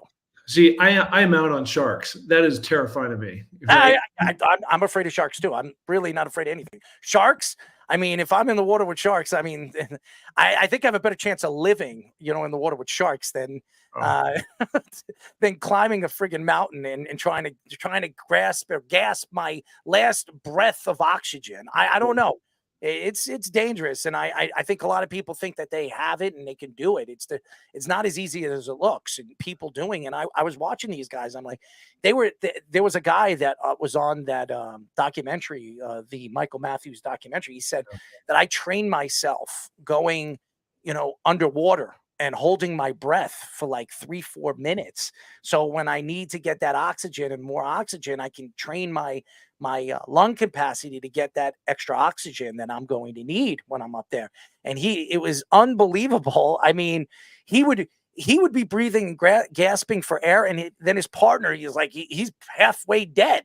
And he's saying, take some of my oxygen. I'm like, how the hell do you have oxygen after climbing that damn mountain? So it's unbelievable. I want to relate a story to that really quickly. So I don't know if you guys have ever heard of Laird Hamilton. He's a big wave surfer. He's the first, he lives out in California, and he's the first big wave surfer that surfed a 100-foot wave, which is insane. So he kind of invented this whole thing where you grab onto almost like a water skiing, but you hold onto a jet ski, and they kind of tow you into this thing because it's so massive, and they come and like fish you out. And I've trained with him several times over at his house in Malibu, and it was interesting because, to your point, his whole gig is spending and stressing himself a lot underwater, because when those gigantic waves crush down on him and push him down, it's literally minutes till he can come back up, right? And so just the opposite, as he's going down, I'm going up, and so we're working on breathing techniques for different reasons, or in different cases, but actually for the exact same reason, despite him being underwater and I'm above and into the death zone with little a third less oxygen. Well, I also seen the movie Maverick, and that's a true story about a very famous surfer who actually drowned later in his life. Well, not later in his life. He died I think in his mid-20s. But for the little time that he was on this earth, he was becoming one of the greatest surfers of all time. So it's serious. And surfing too, it takes a lot. It takes extraordinary balance to surf those waves. So it's an amazing feat when you see those Mavericks, when you hear about Mavericks. And I'm like, what the hell is a Maverick? Oh, those are like 50 to 60-foot waves. I'm like, what are you, nuts? I mean, why would you want to ride a 60-foot wave? But hey, there are crazier people out there. Well, you got to remember too that people have asked me about this before, about the big mountains and everything, and just like what you're talking about with these big waves, those guys did at one point in time start on a little baby wave, a 3-footer in Waikiki, right? Yeah. And so I didn't go from little league to the NFL in one jump. You take all these iterations and these jumps and learn skill sets, and you get bigger and stronger and more confident, as you go. And then that helps set you up for success. I mean, to think today, because I've been out of it for so long, but I used to played several times against Ronnie Lott, for the San Francisco 49ers, all pro in the Hall of Fame. And the guy would literally rip your head off if you didn't run your route exactly. I mean, when he came up, it was like a freight train. And it was terrifying. And so to think about going across the middle today and catching the ball and getting my head, like I'm out, because I was in that groove so long ago. And so just like those guys with the wedge, starting at Waikiki and building your way up to a 3, a 6, a 12, however that goes. And with me, the small mountains and working up, same deal, exact same thing. We are talking to former NFL receiver, 7 Summits mountain climber, and Emmy Award winner, our friend Mark Pattison. So I was going to ask that you brought up Ronnie Lott and your NFL career, and there was a story last week coming out that Roger Goodell wants to expand the season to 18 games. The NFLPA is not really sure if they like it. As a former player yourself, what you had to go through, what are your thoughts on that? Well, I mean, it's just really taking out the preseason. So we used to do, it was 6 weeks of 2-a-days every single day, and so they backed way off on that. And so I think most of the time they're not even in sweats. Maybe it's 2 weeks versus the way it used to be 6 weeks. And we used to have 4 preseason games. I think those 4 have gone down to 2. And so it's just trading numbers of where you are. And it's so much more lucrative when you actually get into the games versus putting in backup players and, players that don't really count. So I don't think it's a big deal, especially for the kind of dough they're making these days. It's so interesting. We were just speaking about Austin Rivers, and he came out with some ridiculous stuff on the Pat McAfee show. And he said this, and I want to know your opinion because you played in the NFL. He said he believes that you could take 30 NBA players and put them in the NFL, but could not take 30 NFL players and put them in the NBA. When you hear that from an ex-NBA player, what do you say to that? It's bullshit. You can do that now. Because I'm telling you, there are a lot of guys, and now we're talking about really about skill set, skill positions. So when you're talking about wide receivers, you're talking about some running backs, you're talking about cornerbacks, safeties, that type of thing. All the guys on both sides, as well as NBA players, they're all great athletes. Generally speaking, when these guys are 6'6", 6'7", they just don't have the leverage underneath them to power through and play at those positions, those skill positions that they need to play at. And it's what they've been doing. Maybe if Austin Rivers was a wide receiver, so he's a very athletic guy, and he was doing that sport like I did my sport from when I was in, I think, third or fourth grade, all the way through, just like he probably played basketball all the way through, then I can see the possibility. Certainly they're athletic enough, but it's just like you can't just transfer over from one to the other. It's not that easy. I mean, how many guys, like even if you take like Deion Sanders, right, that would switch between baseball and football. I mean, there was just a few that are out there that can actually pull that off. But no, I think there are plenty of guys. Like I could have played college basketball, possibly, maybe, if I would have gone down that path. Just I was faster than everybody. I could out jump people. I was 6'2", so maybe a guard. And I'm sure Austin could have maybe been a wide receiver at the same time, but it's a very difficult thing to do. I doubt he could have been a wide receiver. Austin Rivers couldn't even play basketball. So that makes me think that he could play football. I mean, these guys, I don't care what Austin says. Football players are much more athletic than NBA players. I'm sorry, it's true. I mean, what these guys, you watch them at the combine and how high they can jump, these long jumps. They're running these cones and the 40. I mean, you have a 310-pound lineman running a 4.8, a 4.9. That's ridiculous. Austin Rivers probably can't run a 4.8, 4.9 on a 40 run. So I think it's ridiculous to him. And JJ Watt, I love what JJ says. He said, I don't know if you heard what we said. He's saying he said JJ Watt fired back to Rivers, saying that you don't have a job in either sport right now. Go ahead and try football. That's what he said. He took shots at him. He said, "Go ahead, try football. If you think you're not playing in basketball, go ahead, try it. We'll see how good you come out, on top." But it's ridiculous. And again, I know Austin Rivers is trying to sell a podcast. I know he's trying to sell whatever he's doing off the court. Yeah. It doesn't sell to me. It makes me wonder, did I get stupid by listening to that take? It's a dumb take. Well, no, you heard it, and then you said that's a stupid thing to say. That's what you said. Well, I think it's more dumb. I'm not going to use the words because Speedy would probably, he doesn't like the word, but I would give it a different word, but I'm not going to do that. So speaking of somebody that likes to say a lot of crazy things, Deion Sanders has been in the news a lot for some of the stuff he said. Our buddy. We were talking about it last week, some of the transfers that went from Colorado out of him or taking shots at him and his son. He said Deion Sanders is saying, some of it drafted players should pull off an Eli Manning and a John Elway and refuse to play for their teams. So what are your thoughts on those comments? Well, it's not as easy as it seems. And, one of the things that's different these days, that he has found out is that, it's one thing from going where I can't remember the school that he was at before. Jackson State. What's that? It was Jackson State he was at before. Jackson State, yeah.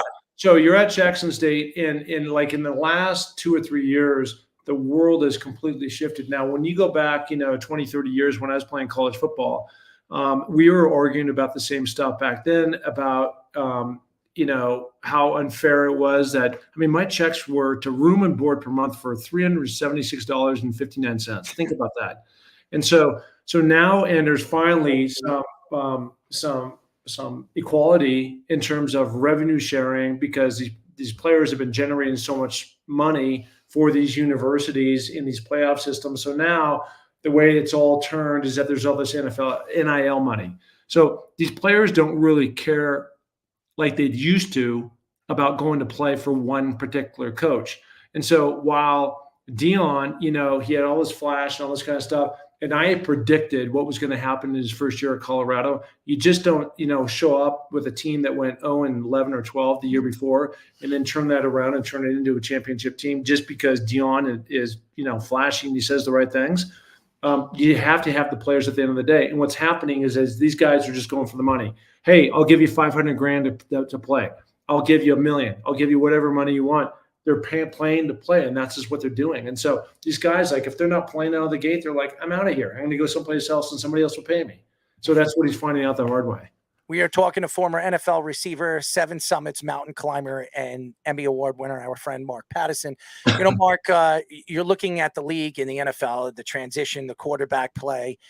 Patrick Mahomes has changed the league. Now you have guys like Caleb Williams getting drafted, and everybody's talking about this draft class, that next year's draft class could be really, really bad. So you had to go after a quarterback, and then you see for the first time in NFL history, 5 quarterbacks getting drafted in the top 10, which is incredible. What were your thoughts to some of these quarterbacks? I don't know how good these quarterbacks are going to be.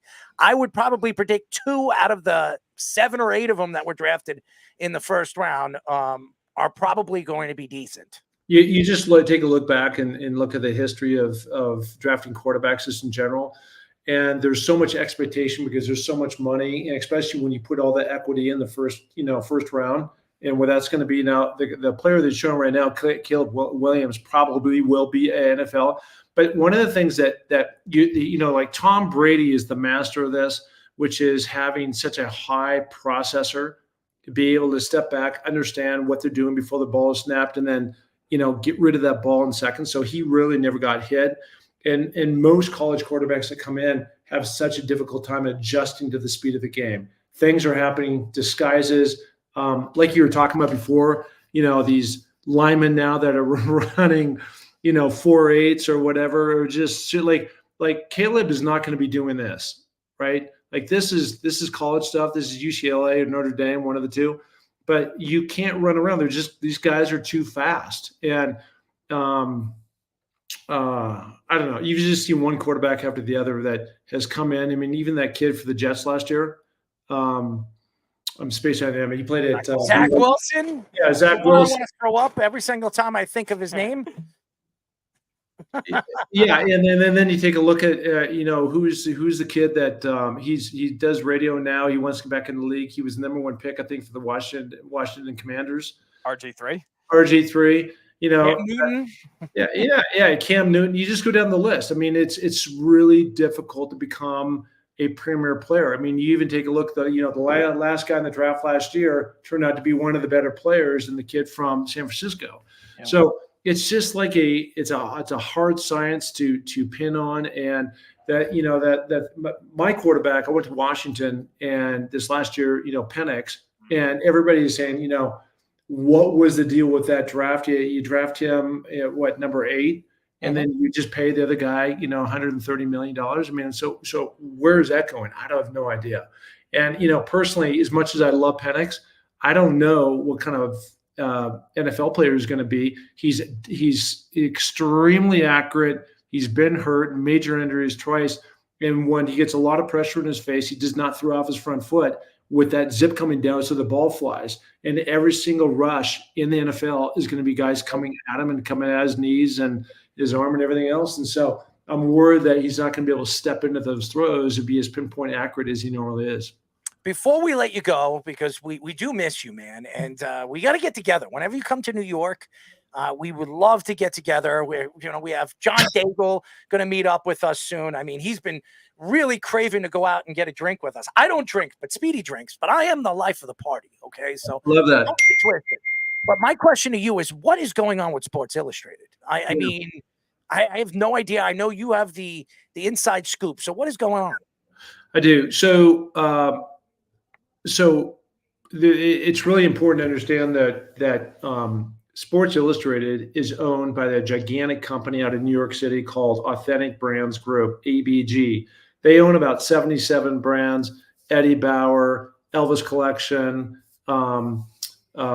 Juicy, Hunter Boots, all these big brands. And with their whole game plan is they buy these properties and then they go find operators to go and run those, and then they pay a license fee back to them. So they don't have to deal with any personnel or how many shirts should I buy or that type of thing.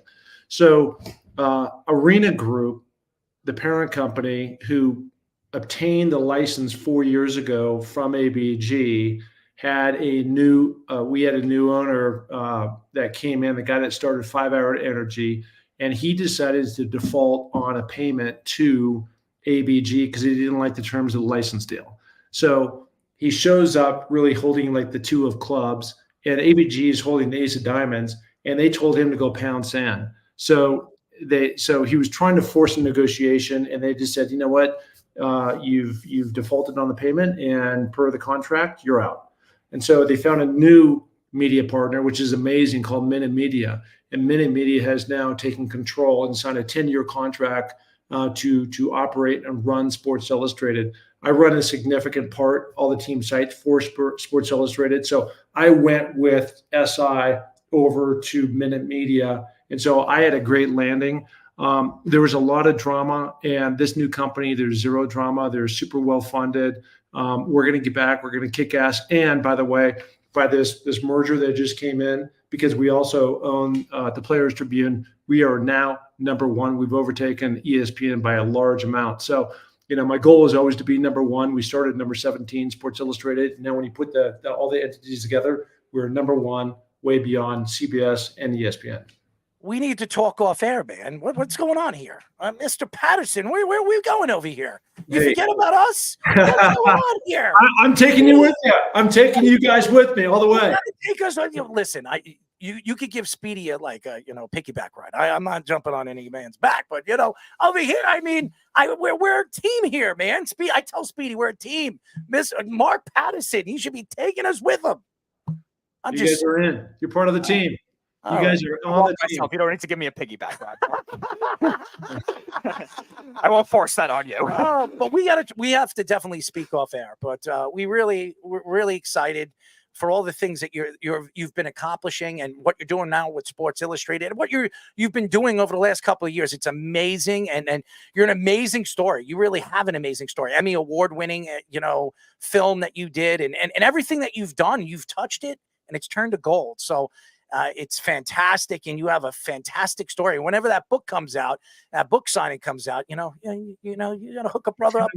Look, I really am. I would love to do that. I love speaking, to people, and it's just a process to get that thing done. But anyways, look, guys, I would love to talk to you next time. I'm my next date for Climbing the Eigers in September. Anytime after that, you want to talk during football season. I have all my writers right at, my fingertips that I can get the inside scoops for the Raiders or Cowboys or whatever team you root for, and we could have a great conversation around that. I would like to talk off air, okay? So whenever you're available to talk off air, Speedy will get your number and we'll talk, all right? We love you, Mark. You're great, fantastic. Thank you for joining us. All right, buddy. Thank you, guys. Appreciate you. Mark Pattison, ladies and gentlemen, Emmy award-winning, and he loves to climb mountains. Speedy loves to climb other things, right, Speedy?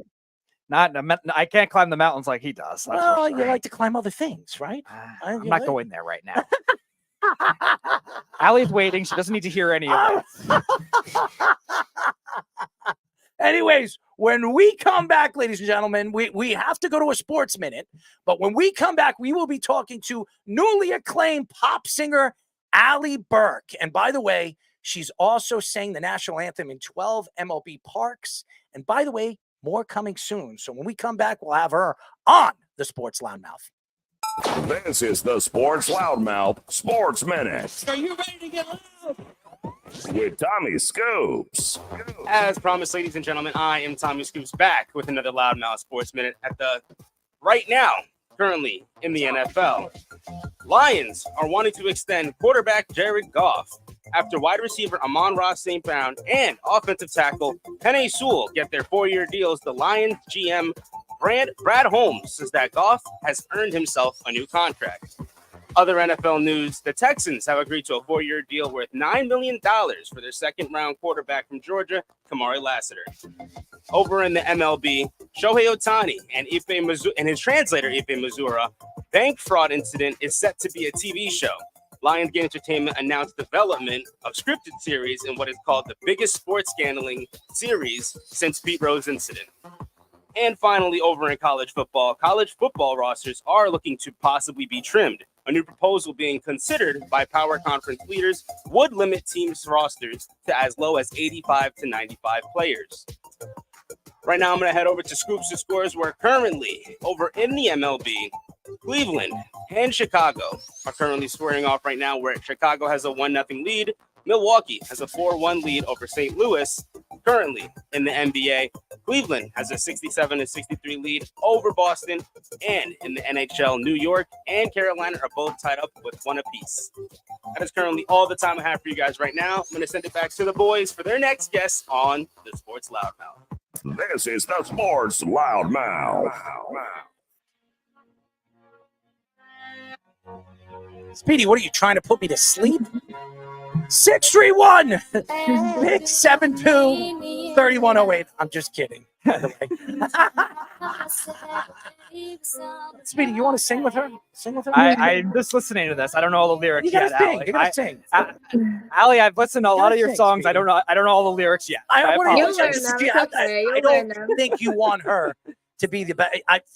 By the way, we'll get into it in a second because I got a lot to get into with Allie. By the way, ladies and gentlemen, you're listening to the Sports Loudmouth. You're listening to Errol Marks and Speedy Petey. Go to our website at www.worldwidesportsradio.com. Check out all our shows throughout the week, including the Loudmouth with me and Speedy Petey every single Wednesdays and Thursdays at 7 p.m. All you have to do to tune in and check out our local listing is go to our website at www.worldwidesportsradio.com. And this beautiful young lady is a first-time guest on our show, and we're very happy to have her. And I was speaking to her father at an event recently, and he told me some of the amazing things she is doing, and we're so very happy to have her on the show. We are now talking to newly acclaimed pop singer Allie Berke. Allie, what is up? Hi, how are you? We are good. And, by the way, I was just trying to be funny over there. I knew it was you. I just was waiting for Speedy to actually sing behind you. I mean, you do not want to hear Speedy sing. He tried to sing a Billy Joel song a couple of weeks ago. He went to the Billy Joel concert at Madison Square Garden. It was horrible. It was horrendous. It was that bad.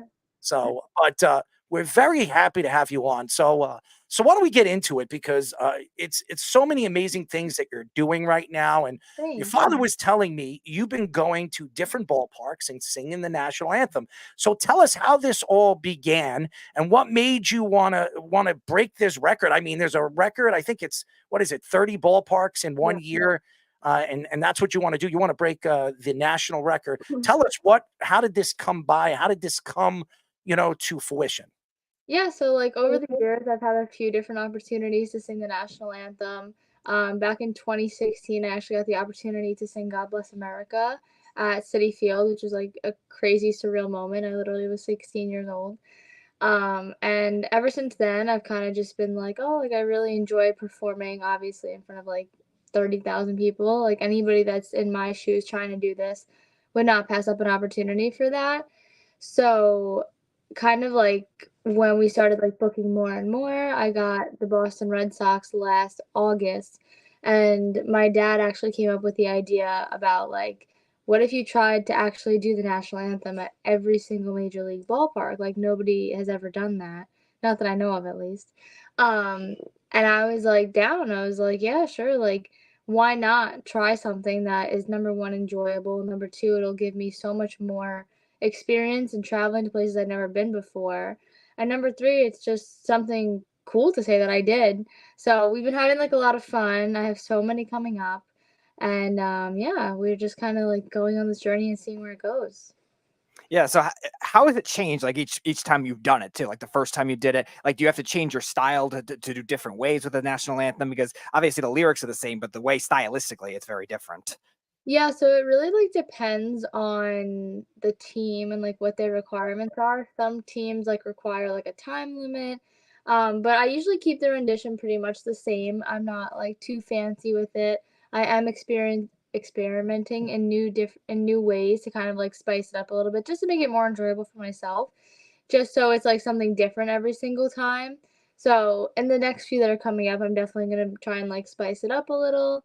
But other than that, I feel like it's pretty much like the same all the way through, depending on the venue. Because mostly in like the contract, it says like the original like rendition of the national anthem.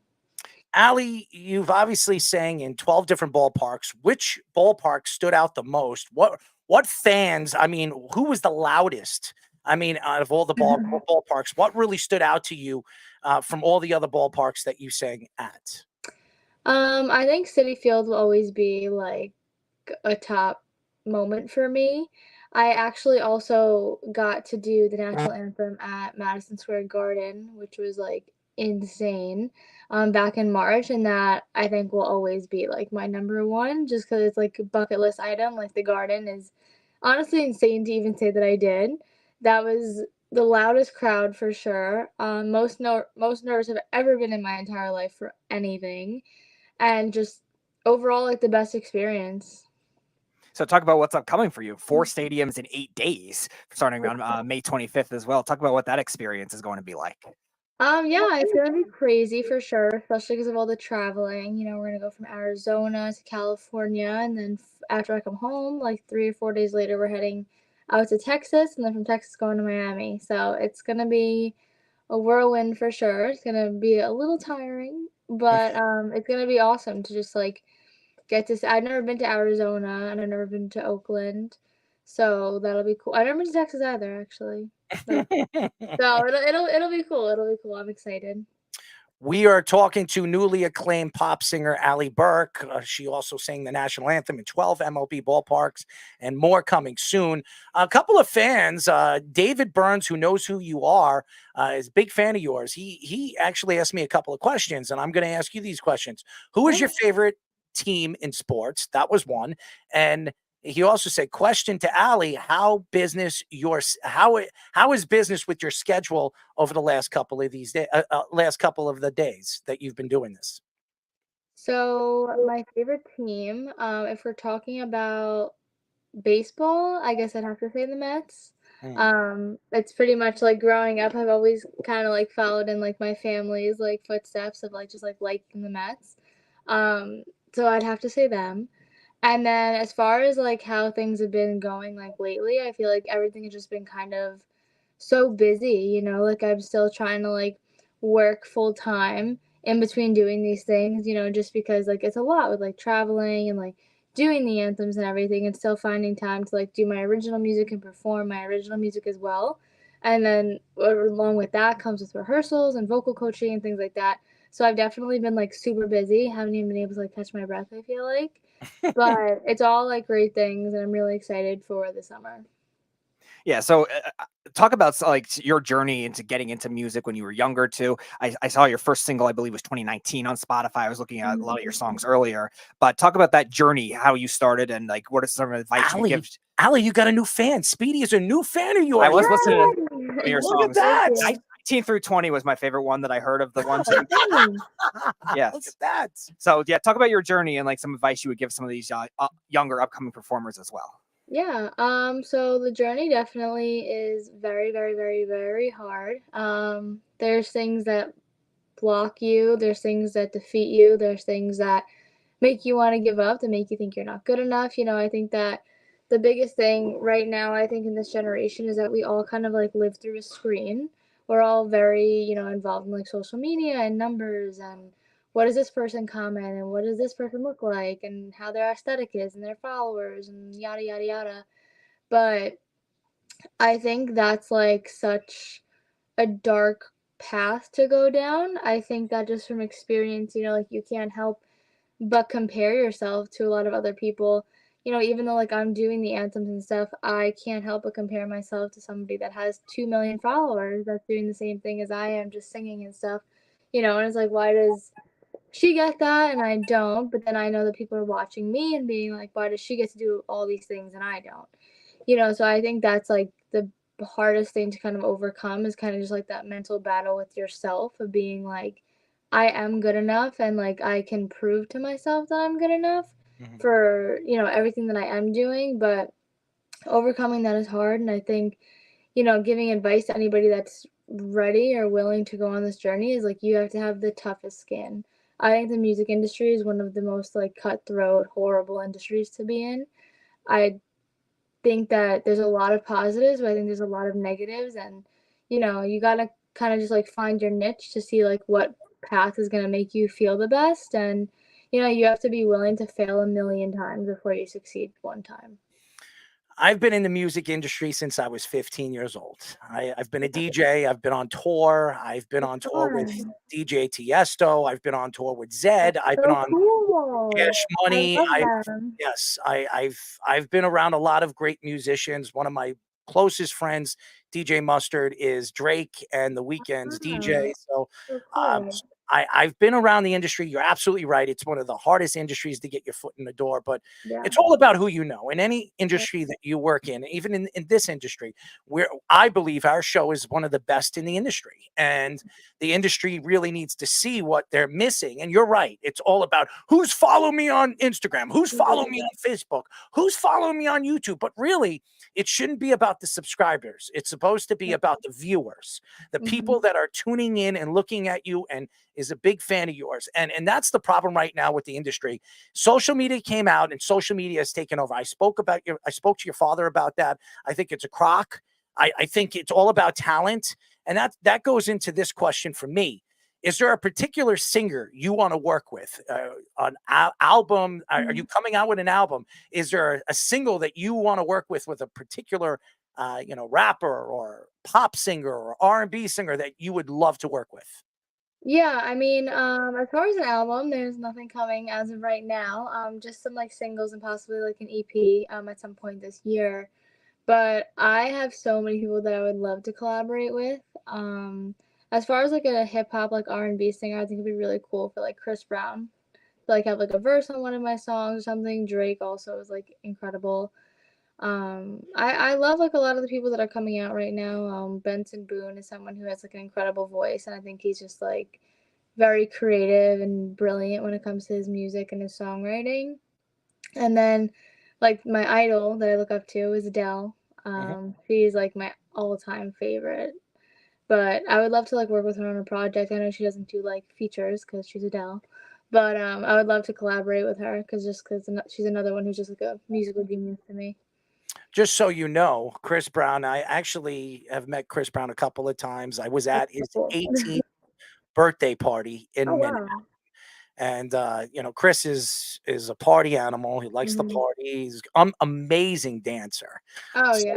but I love the entertainment field, and some of these, especially Justin Bieber, very talented musicians. And to me, collaborating really if you pick the right person to collaborate with for your first collaboration, big collaboration, that could really set you up in a very good position. So, I can help you with that. We can have a conversation off air. There's many different people that you can work with that can really take your music to that next level. So, Oh yeah, even like DJs and stuff, like I know that there's a bunch of artists that are like singers on like Millennium and like Martin Garrix, like somebody like a Zara Larson or somebody like that who are vocalists on a lot of these songs that we all love and listen to every day. And we're always like, who is that? And then you go and look them up and then you end up loving their music. That's what happened with Zara Larson for me. So is there any song that you wrote that has a symbolic or hidden meaning that maybe a lot of the listeners wouldn't know it, like something, a backstory that maybe a lot of listeners wouldn't notice? yeah, I think all of my songs kind of stem from somewhere. I always say like my songs are like my stories. I always write my songs based off experience. As far as like songs that are out, I think that the song Loud and Turbulence, I would have to say, are kind of just when I was going through like a really like up and down period in my life where I felt like I had such great highs some days and then I, get discouraged the next day, and it was kind of just like, like, and some of the lyrics in Turbulence is like, do I give up the fight? Was I wrong or right? Kind of like a conversation to myself to be like, is this even worth it?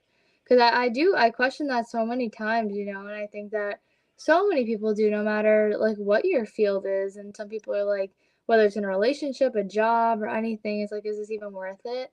So I kind of like wrote those based off that experience of like how I was feeling, like the frustrations, like kind of in the music industry. We are talking, obviously, to newly acclaimed pop singer Allie Burke, also sang the national anthem in 12 MLB ballparks and many more. She wants to break the record this year and quite possibly could do that. And it's a great feat. But, tell us what your plan is in the future. Where do you see yourself in the next 5 years? Do you believe you will be signed with somebody? Is there a particular company that you would like to work with? There's many different options that you're going to have with your background. You're a significant talent. Some of the stuff that I have checked out on social media, you have a beautiful voice, and obviously, have you worked with certain singing coaches out there that are more known than others? Yeah, for sure. I have worked with two like celebrity vocal coaches. I won't like say their name just for like privacy reasons, but I have definitely over the years kind of like upped my game up. I've increased my game. Is that how you say it? Mhm. Like I stepped up my game. That's how you say it. Stepped up my game as far as like coaching and like just making new connections with people that are kind of like more advanced and like teaching me different things and really like how to use my voice to the best ability. I think, in the next 5 years, that's such like a broad question. I think there's so many things in my life that I want to accomplish in the next Mhm. 5 years. And honestly, like at the end of the day, like if I have anything that I want myself 5 years from now to be, is just to be healthy and to be successful. And, whether success means having a number one song or being signed or being on tour, or it just means that, people finally heard my music. I think success is determined in so many different ways, but at the end of the day, the thing that matters to me is that people are actually hearing my music. And I think that's the most frustrating part about everything is that, you put your heart and soul into something for so long and, you're so vulnerable like when you write these songs and you're like, "Oh, I hope, that this song can help somebody else." And I hope that the listener can listen to this on repeat and maybe feel a little bit better or have a dance party in their car or send this to their friend. So I think if I am aware that like that's happening, that's success for me. And I think that's my biggest goal, obviously everybody at my stage wants to be signed to a label mostly or wants to be on tour. And obviously I want that. I want all of that stuff. And I would love to get to work with any company and just for anybody to kind of believe in me and have faith in me. I think that's the hardest thing is I feel like nobody's just been willing to give me a chance. And I hope somebody just gives me a chance, but I'm going to put it in the universe that they will. So I'm going to have multiple chances. So as long as I don't mess them up, I'm good. You're first of all, the hardest part is believing in yourself. Yeah. That is the hardest part. And if you For believe in yourself, that strives you to succeed. And Yeah. anything that you do, everything is here. It's in your heart. And I believe that. And there's so many things that you can do. And there's so many platforms that you can put your music out there that people can actually check out. And my advice to you is there's a ton of DJs, especially you live in Yeah. New York, a ton of them. I can help you with this.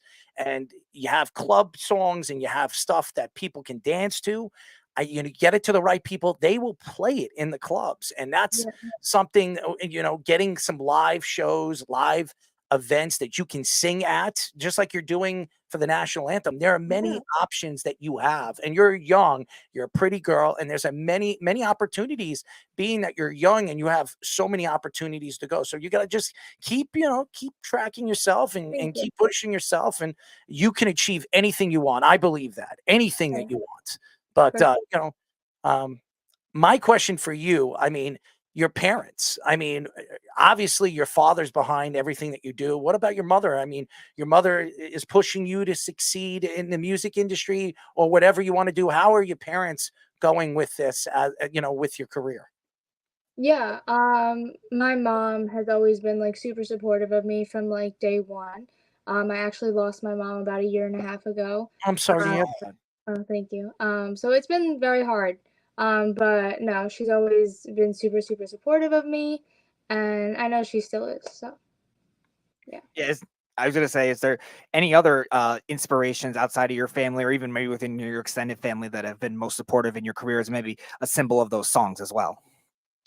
Yeah, I mean, I think at like this point, when I was growing up, it was always just kind of like the dream, like it's just like the dream that was like inside of me from like day one.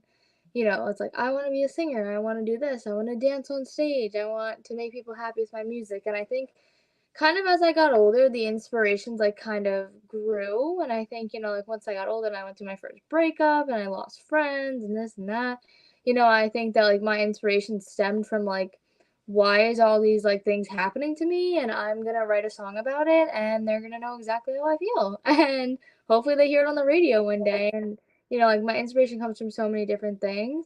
But I think right now, like at this stage in my life, like for sure, like my mom is like one of my biggest inspirations, and like I basically like keep going for her.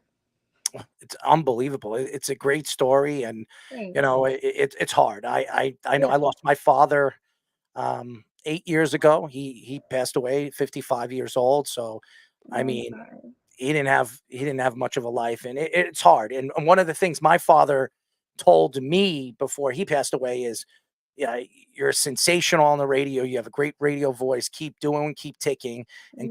go for what you want. And I'll support you no matter what. If I'm here on this earth or I'm watching in the heavens, I believe in you, and that's what pushes me. That's what Yeah. strides me to be the best that I am. So everything that you're doing.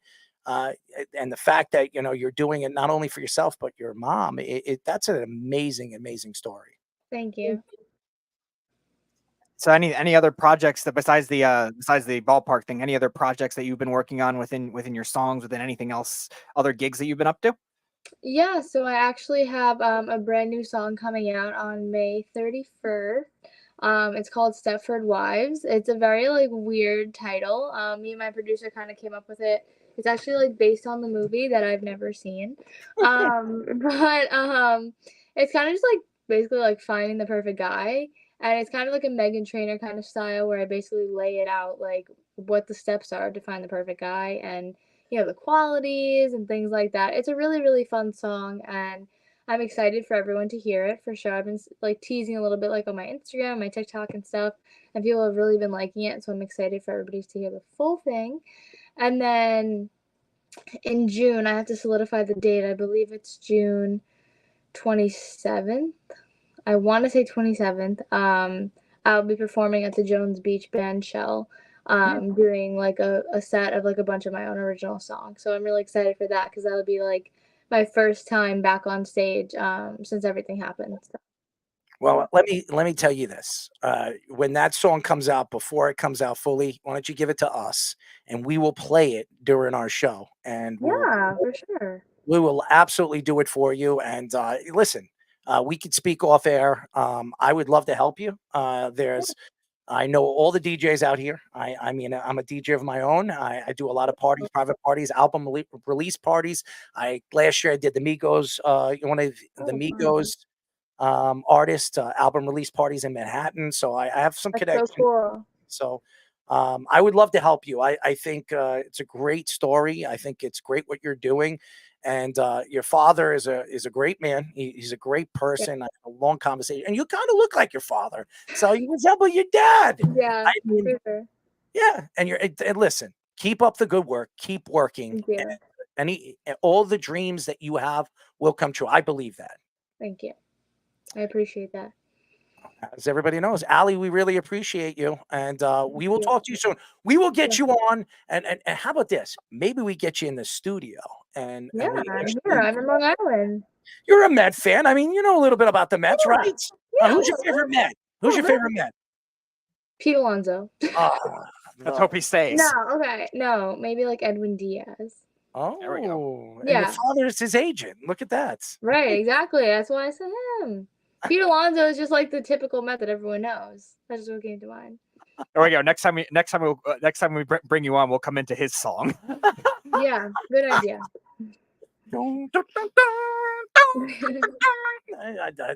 I'm not very good. And Speedy, maybe Speedy could be your backup singer. I would be true. interested. You have to start knowing the words though. You have to study my songs. You do not want him to be your backup singer. Maybe your backup dancer. I mean, Maybe a horn. I did play saxophone, so maybe I'll do the maybe I'll try to do the Blaster Jack song, or whatever that is for Edwin Diaz. Maybe I'll try to learn that on the saxophone for that. I'm not the trumpet player. I have a cousin that's a trumpet player that could probably do that. But oh, Speedy, you are a piece of work, man. You're gonna scare this girl right off the show. Anyways, nah, she's a Met fan. She is a Met fan. I'm a Yankee fan. So, I've seen it all. I'm a Met fan. I've seen it all. Well, there you go. I mean, she's prone to losing. So, Speedy, Fair. Very fair. I'm just kidding. Fair.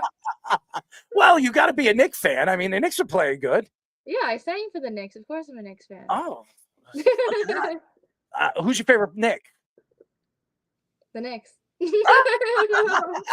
Well, she's a whole Knick fan, so maybe she should get like a Brunson jersey, a Hart jersey. We'll glue it together for you. We'll sew it together. I'm not a sewer. Speedy, are you? No. How about you? What's good? A jersey with every name on it. There you go. I'm the Knicks fan. She is the Knicks fan. fan. Who's your favorite hockey team? I like the Rangers. Ah, nice. Ali, come on. Why, you like the Islanders? Oh, well, yeah, I like losing So, teams. okay, so I became a Ranger fan because I went to a Ranger game and it was just electric, so fun. But then I went to 2 Islander games, and after seeing them play, Thank you, Ali. Thank I you. mean, okay, but the Islanders, the I do know the Islanders beat the Rangers recently, so. Yeah, well, that doesn't say much. The Rangers are 6-0 in the playoffs. The Islanders are gone in what? 5 games? 1 and 4. I mean, I went to a game a few months ago, and until the very end, nobody scored. Well, that's the Islanders, slogan. I can't score. Fair. How about your football team? Jets or Giants? Buffalo Bills. Oh, okay. Thank God you didn't say the Giants. Oh, man. Yes, you were definitely advocating for the Bills as a Jet fan. Yeah. I like the Bills more than the Giants. That's fair, yeah. I like the Bills. You're a Josh Allen fan. I figured. True. My boyfriend's a huge Josh Allen fan, so that makes me a Josh Allen fan. How old's your boyfriend? What does he do? My boyfriend is 28, and he works in IT. Yeah, for his own, they have their own little company, and they're on the rise right now. So yeah, he's not in the music industry, not musically inclined at all. No, but he's computer inclined. Maybe he could be your DJ.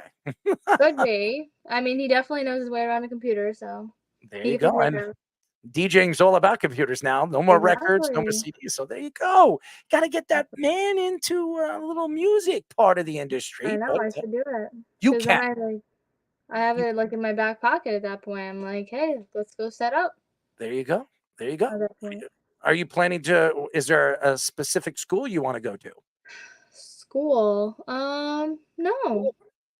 No. I mean, I'm 23 now. That doesn't matter. Yeah, so I went to community college after high school for studio recording, and I got all my credits and everything, and then they basically canceled my internship program because COVID, so then I never graduated. You know what? What school was that? Nassau Community College. Oh, you know what? I'm going to write a letter to them. You should. I'm going to write a letter to them. I still owed my diploma. Shame on you, Nassau Community College. I know, right? I mean, seriously. I mean, I work with a lot of college guys, and we have Scoops. He goes to Hofstra.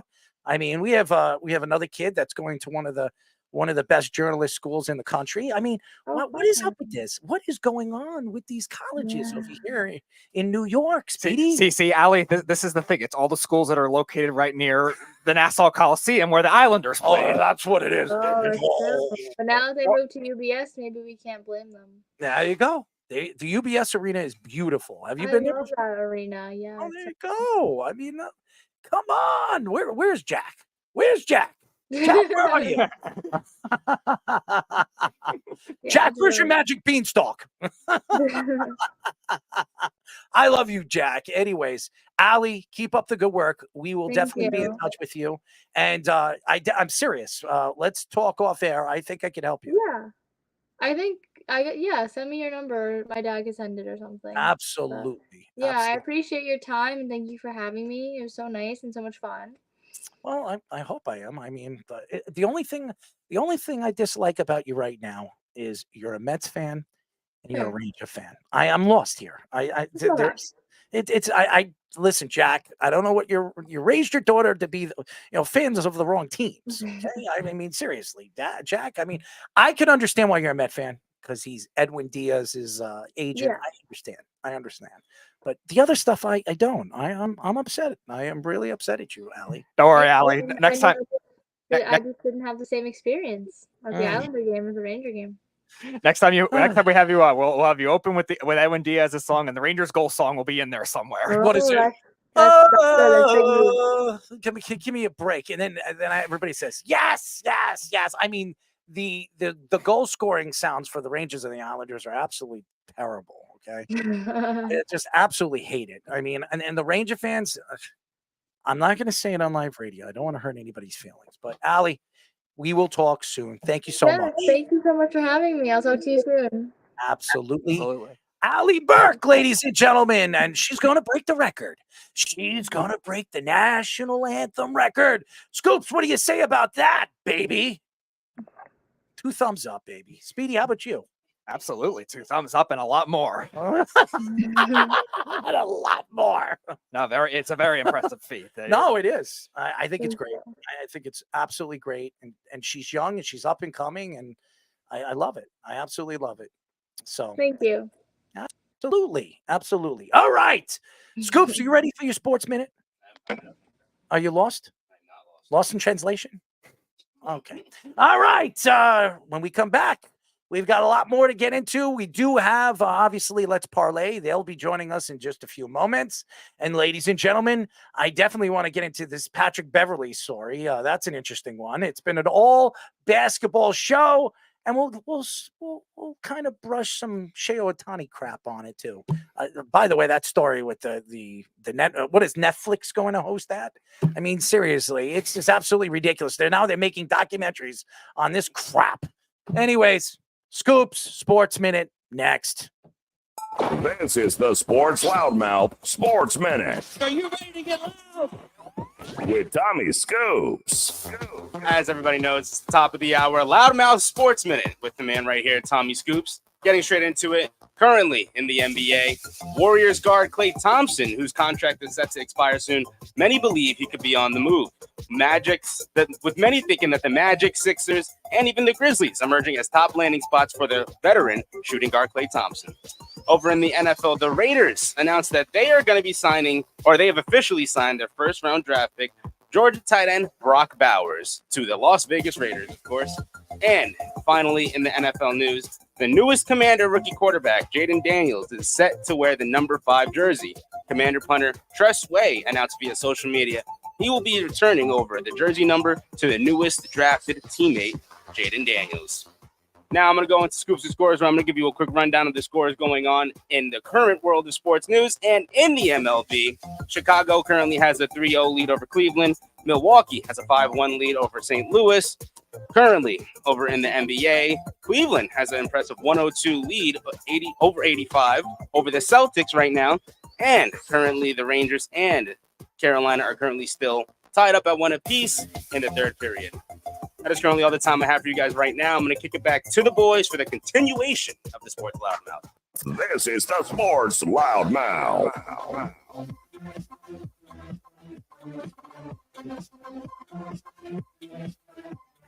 631 672 3108 is the number to call. You're listening to the Sports Loudmouth.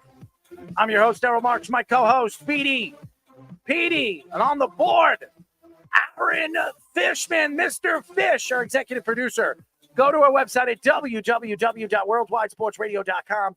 Check out all our shows throughout the week, including the Loudmouth with me and Speedy Petey every single Wednesdays and Thursdays at 7 p.m. All you have to do to tune in and check out our local listings is go to our website at www.worldwidesportsradio.com. Oh, wow. She was great, Speedy. Oh, yeah. Really, really, really sweet girl. And let me tell you something, a lot of talent. Really, really, really, really, really impressed. So thank you to Allie for joining us. Thank you to Mark Pattison for joining us. Two very awesome guests tonight. As always, we always get good guests. And I want to take a shot and give a thank you to Jack Berke for letting us interview his daughter. She's fantastic. She's an up-and-comer. I do believe that. Anyways, a lot to get into it. I mean, we have the Rashee Rice story. That's an interesting story. But this story seems to interest me the most right now. The Patrick Beverley story. And I'd like to bring Fish in this because I'd like to hear Fish's thought on this. And Scoops, we can get him in just a few moments as well. The NBA suspended Patrick Beverley the first 4 games of next season without pay, connected to the incident of him mistreating a woman reporter and throwing a basketball at a Pacers fan during the playoff series. Beverley declined to answer a question to an ESPN reporter, Melinda Adams, because she wouldn't subscribe to his podcast. Beverley mentioned he has done that to other women reporters in the past and apologized and said his behavior has to change. Beverley threw the ball at a Pacers fan who taunted him by saying Cancun on 3, with the Bucks being eliminated if they lost. Those fans could press criminal charges against him within the next couple of days. Beverley will be a free agent this offseason. Patrick Beverley. First of all, and I love these NBA players. And we were just speaking about Gilbert Arenas. Today we spoke about Austin Rivers. All of them have podcasts. All of them have their own thoughts and their own translation to what and where the fans should be during an NBA game. Okay. And Austin Rivers, if you remember, a couple of years ago when he was in the NBA, I think he was playing for his father's Clippers, had a problem with one of the fans and, threw a cup. He was sitting on the bench and threw a cup at one of the fans behind him. And he got in trouble from the NBA. And Doc Rivers obviously made excuses for his son, that it was an accident and all that other stuff. And you know what it is? And I'm going to sell this for all the fans to understand. I'm sorry, all the players to understand about the fans. First of all, the fans pay your salary, okay? They're the ones that come to the games, go and pay for the hot dogs, the beers, and all the pizza in the stadium to put money in your pockets. That's one. Number two, you never attack a woman reporter, okay? Never attack a woman, a reporter, because that, ladies and gentlemen, will put you in the gutter. And what did he do? He didn't do this to one. He's done it to many women reporters. And here's another thing. Even if they don't want to follow you on social media, and even if they don't want to follow you on your podcast, what's it matter? It doesn't matter. By the way, Patrick, your podcast is very boring. You sit there, you make jokes, you crack jokes, you have all these stupid people on your show, and they're a bunch of idiots. And there's nothing that I think is funny about your show. Now, do I think you're a good defensive player? Yeah, I think you're one of the more elite defensive players at your position in the league. But you've been a journeyman ever since you came to this league. You played for Milwaukee. You got bounced out. Where are you going next year? Are you going to the Knicks? Are you going to go to this team? Maybe you go to Houston, and maybe you'll give them a better chance to win as a young team. Who knows where you go? But if you're going to do this on and off the court, and you're going to do things on the court that's going to piss teams off, why would they extend you? Why would they give you another contract? To me, this is very embarrassing. If I was the Milwaukee Bucks, I don't bring you back. Okay, I don't take on or give a contract to a guy that has his own problems on and off the court. Now, obviously, and I just mute your mic for a second, Fish, because it's making sounds. The fact is, when you look at the league and you look at the NBA as a whole, all right, you're going to have players that are outspoken. You're going to have players that have podcasts. As we all know, LeBron James is on a podcast now, and he has his own thoughts. He's doing a podcast with JJ Redick, and LeBron James over the last couple of years has produced different things. He's done the barbershop. I don't know if anybody checked that out, where he's had different hip hop artists, different movie stars come into his barbershop and speak about politics, speak about life, music, and sports. Here's the problem right now. this is the game of basketball, and nobody cares about your politics or your thoughts of what's going on in the world. All I care about is what you know about basketball and what is driving you as a player in the NBA. I don't care about what you think about the stories that are going on with Donald Trump and Biden. I don't speak about that. I don't want to hear about it. I don't want to hear about the religious fights right now in Israel with the Hamas and the Israelis. I don't want to hear that. To me, all I want to hear is what you think about the Milwaukee Bucks. Why do you believe the Milwaukee Bucks failed to get out of the first round when everybody thought they were a championship competitive team? Why was it that Giannis couldn't stay healthy this year after signing a 3-year deal extension with the Milwaukee Bucks? Why did you trade off all those pieces to bring in Dame Lillard, where you knew he was only going to stay with your team for 1 year, and now he's going to flee to either Miami or some other team and give them a better chance to win? I mean, Milwaukee made a lot of mistakes in the offseason, including bringing you to the team at the trade deadline. I'm not trying to attack Patrick Beverley, but he's a sore loser. That's one. And the fact that he is attacking a woman reporter because she doesn't follow or subscribe to your podcast, who cares? Who cares if she follows you on your podcast? Honestly, again, going back to your podcast, I am not a fan of any of your content. It is not funny. And then you have your top 5 things of the day, and you talk about athletes, players, and thank God you're not doing a show with Gilbert Arenas, because then it would be really stupid. But I mean, seriously, there is nothing that sells to me you as a player moving forward in the NBA. And if I was a team right now, I'm not taking a chance bringing your idiot self to my organization after this has been done. Yeah, you also look at, no matter what level of player it is, just the lack of professionalism with anything. Like, she's just trying to do her job. She's asking her questions to do her job for whatever organization she's writing for or reporting for, whatever it may be. She's asking questions, doing her job. She's done nothing to attack you. She's done nothing to sway you to do something for her. And you were saying, I'm not going to answer your questions because you didn't subscribe to my podcast. There's millions, probably billions of people in the world that have not subscribed to your podcast. And you're going to nitpick on one reporter just because she didn't do it in that particular moment, just because you were frustrated because you lost a game to the Indiana Pacers, a young up and coming team. And then you throw a basketball into the stands at random fans. Like, usually when these fan altercations, I usually support the players. A lot of the things the fans say are stupid. They're sometimes borderline, just sexist or racist, anything like that. I usually support the players. You can't do it in that instance because he's tackling you. Oh, Cancun on 3. Players have done that in other sports for years. NFL players were trash talking them for years, saying Cancun. It's an ongoing joke. It's so stupid, everything that he's going through. And then it's especially worse when it's a woman too. Just trying to just pick on it just because a woman. We were talking about Cam Newton bashing him for everything he said the last 3 months, but he did that in 2017 to a reporter he was laughing because she knew everything about different route concepts, which was funny to him in football. No, women know sports very well. Caitlin Clark, everything she's going through now with a reporter that's now been suspended. Women know sports, respect them for it. Patrick Beverley, you're a moron. We all know he's a moron. And how about you, my friend, Mr. Fish? What are your thoughts to Patrick Beverley coming out and saying the stupid stuff? I'm not surprised, because it seems like at every single NBA podcast, something dumb comes out from every single one of them. You're muted, Fish. Fish, come on, man. You always forget that you're muted. There you go.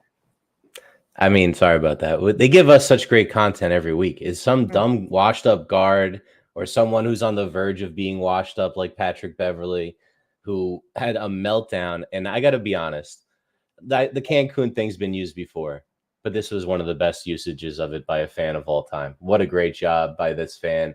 Gets the ball thrown at him not once, but twice by Patrick Beverley. The first time it hits a woman next to him, and then Pat Beverley's so mad that he grabs it and throws it a second time back at the guy after he tosses it to him.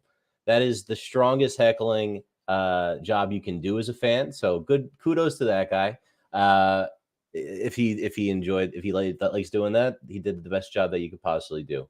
In my opinion, Patrick Beverley needs to be suspended more than 4 games. Yeah. This is behavior that is, completely reprehensible. The fan thing was funny, and that should have been more.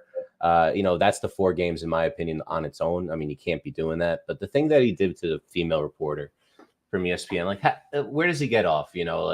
It's such a blatant, sexist type of thing without being, overtly using the language. Just saying like, oh, you don't follow my podcast, you're nothing. You're not worth anything. As if like, she had to be interested in him for having any interest in her.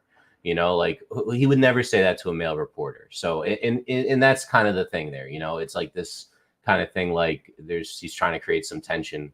Like, what are you doing? Your team just got blown out. You were supposed to be the favorites again. What happened? You guys crumbled down the end of the regular season. Giannis couldn't play, and now all of a sudden you got exposed.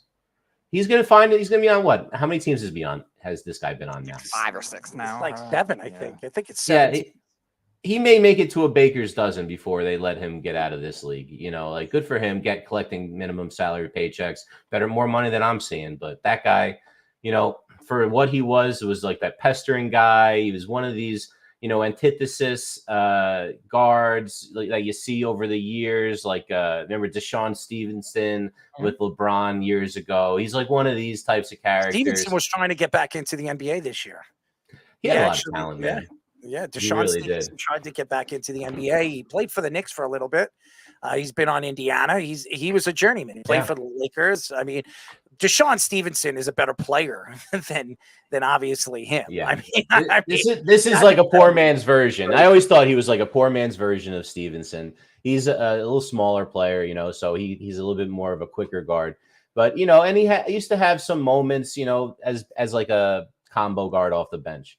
That's all he ever was. I mean, he's better than Austin Rivers. That's what I mean. By the way, is anybody watching this Cleveland game? And I predicted this was going to happen, by the way. And Porzingis does not look good in green. All right. I see him on the bench. He's sitting there with the Celtics coat. He does not look right. And by the way, why does he do that to his hair? He looks like a goof troop. I mean, he looks like Goofy. That's what he looks like. He doesn't look that good. But I mean, this game has been absolutely ridiculous. And I told everybody, don't be surprised if Cleveland wins game number 2. And one of the main reasons why they're winning game number 2 is Donovan Mitchell. I mean, Donovan Mitchell's playing great. Evan Mobley's playing well. And by the way, Karis LeVert off the bench has 21, who's playing great. Good job, Nets, for trading him away. I mean, seriously, it's been incredible. And even Tristan Thompson's played 7 minutes. I mean, wow, I forgot his existence. Maybe we should call him Tristan Kardashian. Yeah. There was some story about him. The one I don't know which one's the mother of his child, but made him get like a paternity test 3 times, and it came out in the news. Like she made him get it 3 times. I don't really understand that, and why she would want that to be public. To be honest, very strange to me. You want to hear something funny? I saw a video that popped up. His son was wearing a Tristan Thompson Celtic jersey the other day, and he's playing for Cleveland. That makes a lot of sense. That makes a lot of sense. I mean, seriously. Maybe he's rooting for the Celtics. But Jason Tatum, he's played better in this game, but Jason Tatum's got to play better. He needs to do what Jalen Brunson's doing for the New York Knicks. If nobody is scoring, Jalen Brown did not play very well in this game. He has 19, 4, and 1. That's not going to do the trick. And really the size problem, losing Porzingis is definitely affecting him. And Drew Holiday, I don't know what's going on with him. He's played for 34 minutes tonight, 4 points, 2 rebounds, and 3 assists and 2 steals. That's not going to get it done either. Either is Derek White with 10, 4, and 5. I mean, as Jeff says, Derek White should be the defensive player of the year, and he's one of their best players. He's playing great basketball. Yeah, that's great. All right. I mean, yeah, I think White's going to suffer. I'm sorry. I think White's suffering. Pritchard's good. He's one of those guys off the bench that they've been grooming for years. That like in that TJ McConnell mode, but more of an offensive than defensive guy. I like him.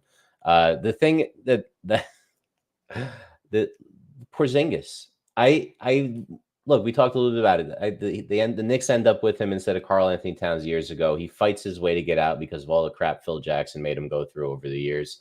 And that just bungled it. But a lot of it was on him and his stupid brother and their idiocy. And now look at him. He dresses like a clown on the bench. And I love hating him. I hope the Knicks end up facing them next round. I can't wait to root against this guy. He's not playing next round. And that would be perfect because that's what he did a lot for the Knicks, not play. So, the thing that I think hurts Derek White, though, I brought it up, it made me think of it because White is benefiting from this extra spacing of Porzingis. Yeah. He's not the shot creator like Brunson is. Not the shot creator. I forgot who Jeff compared him to that clearly wasn't as good as. But, he's a really good player, but he's not that level of player.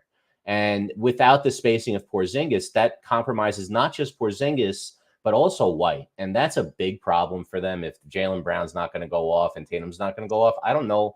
They might struggle the rest of the series without Porzingis. It might not be so easy for them. I think it's a complete mismatch without Porzingis. Losing Porzingis for this series is definitely going to affect them, and it's going to be a problem stopping Donovan Mitchell. He's an offense machine. He's one of the better defensive players at his position this year, too. Who would have thought that Donovan Mitchell transitioned his game into that defensive style of ball? It's been fantastic. And you could bring Scoops in, too, because I would like to know his opinion, too. But I think that if you look at where the NBA is right now, this is fun to watch. I mean, Cleveland, Indiana. Right now, the Knicks are up 2-0 against the Indiana Pacers, but I expect this Celtics series to go 7 games. I do believe Cleveland has the size and the ability now that Porzingis. If Porzingis was playing right now for the Celtics, I think this series probably ends in 5. I think this series could go 7 games because of Donovan Mitchell. Because if Evan Mobley can play this way throughout the series, 21, 10, and 5, and 1 steal and 2 blocks, if Evan Mobley can play at the top of his game like this, Cleveland could absolutely challenge to knock off the Celtics in this series. Yeah, I think he had his offensive upside too. Mobley's supposed to be a good shooter out of the draft too, good passer, and hasn't gotten that offensive upside going. But if he can get that going, find that, yeah, that's going to be a whole different thing. Scoops, your thoughts? Like you just said exactly too, Errol. I mean, if they get this series to Game 7, I could definitely see them making it, or I could definitely see them getting it to Game 7. Only because if you also look at Donovan Mitchell, he's been a pretty successful playoff player, in the recent years, and Game 7s is somewhat, he's been pretty much, well, I wouldn't say that anymore now since the Celtics wanted to do Game 7 back-to-back and back-to-back for the last 2 years. But, I like Donovan Mitchell in Game 7. The only thing that, like you mentioned too, Errol, is just they have to make sure that they get Evan Mobley and they get a lot of these guys to get to where they need to late in the series, late in the Game 7. Jared Allen's very important to this team as well. And Jared Allen has not played in this game and obviously is fighting injury, but to get him back into this lineup, the fact that they're up the way they are right now, and right now the score, if I'm not mistaken, it's 118-94. Actually, the game just ended. Oh, yeah, just finished. Yeah, they won. It just ended. I don't know what the final score of the game was. 118-94, you got it right. So it's 118-94. Yep. They absolutely demolished the Celtics in game number 2, and I expected this. I thought Cleveland was going to fight. Now you're going back to Cleveland. I think Cleveland has the advantage. They're a very good home team. They have the size right now, and losing Porzingis for this series is going to affect them. Hopefully, Jared Allen is 100, not 100%, but 80%, 85%. He comes back in the series. You could see the difference when Evan Mobley is playing and Jared Allen isn't playing. It opens up the floor for him, and he could become that dominant rebounder and offensive player he was when he played for USC.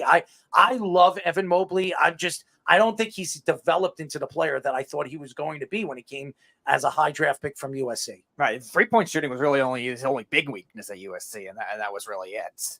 And he's really developed his defensive game very well besides that, but the offense has not gotten to that next level. And obviously, we asked Scoops. How about you, my friend Fish? What do you think about this series, and where do you think this series will head now that they're going back to Cleveland? Well, look, Cleveland seems to be a mismatch right now for the Porzingis-less Celtics. So we're really seeing this type of drag it out series that they didn't want to get involved in. The Celtics were hoping they can cruise to the Eastern Conference Finals, and that's not going to happen now. Without Porzingis spreading the floor, creating easier shots for some of their guards, they're not going to have that advantage in shooting that carried them most of the regular season. So I think that, the Celtics were a 64-win team this year with a coach who came in, we'll take a look at the NBA awards later, who came in, I believe, 4th in the NBA Coach of the Year voting, and rightfully so. But a lot of people don't believe he's the strongest coach. and he's a little bit younger, and he's, we'll see what happens. I think it's an even playing field. This could be a 7-game series. I still like Boston. We'll see if Porzingis can come back, and I think that would change it overnight.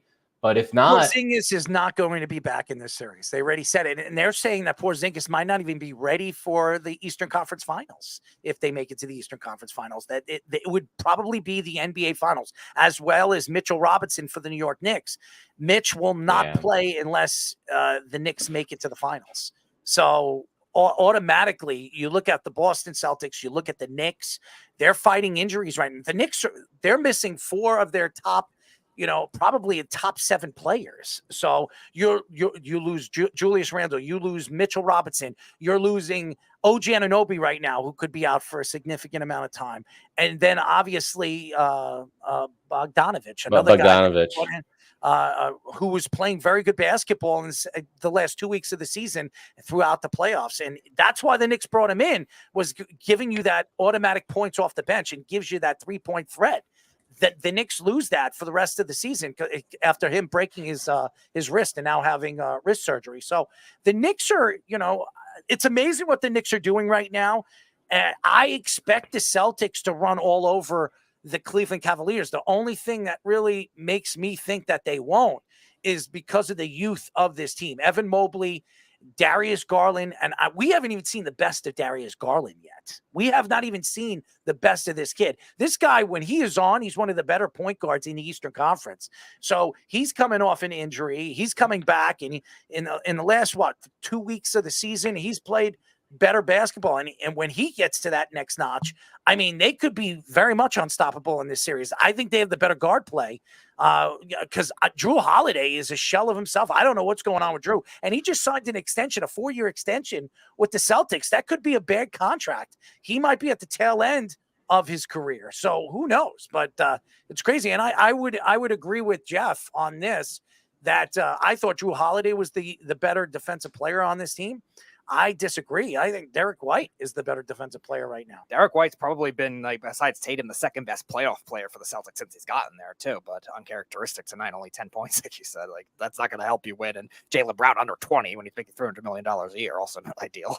Yeah, and what's so funny about Keith and Snug? Keith is another one of these trolls. He wanted us to talk about the game. We bring up the game, and now he's complaining that the game is over. So, Keith, just be quiet over there. Hang out and watch the show. Yeah, you have your crazy, your thoughts to it, and good for you, but you're wrong. But when we come back, ladies and gentlemen, we're going to get to Let's Parlay. We have Wes coming in here on the Sports Loudmouth. You're listening to the Worldwide Sports Radio Network. Of course my kid's in the right car seat. Well, I think he is.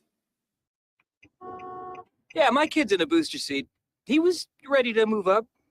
He is ready, right? Her car seat looks like the right size. There are probably rules on when to move up to a booster seat, aren't there? Rear facing, forward facing. I think I have it right.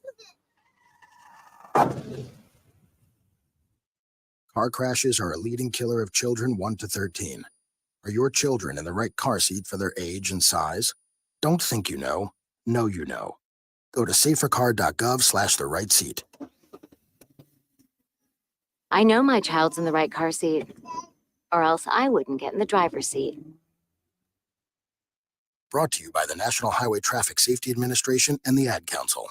You're listening to the Worldwide Sports Network. This is the Sports Loudmouth.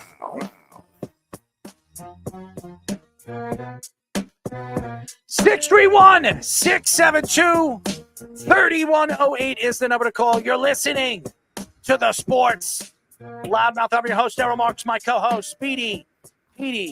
Go to our website at www.worldwidesportsradio.com. Check out all our shows throughout the week, including the Loudmouth with me and Speedy PD every single Wednesdays and Thursdays at 7 p.m. All you have to do to tune in and check out your local listing for all our shows throughout the morning to the afternoon to the night all you have to do is go to our website at www.worldwidesportsradio.com. We just have Wes tonight, but we have one of the best handicappers in the business, as we call this segment, Let's Parlay.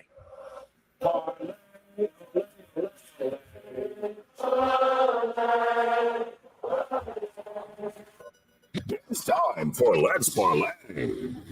All right, ladies and gentlemen, we have Worldwide Wes. Wes, what's up, buddy? What's going on, fellas? You look good, man. Freshly shaved, getting ready for the summer. Your amusement park over there, being that master chef that you are. I'm on the run, man. That's for sure. That's for sure. Showers feel real good this time of year.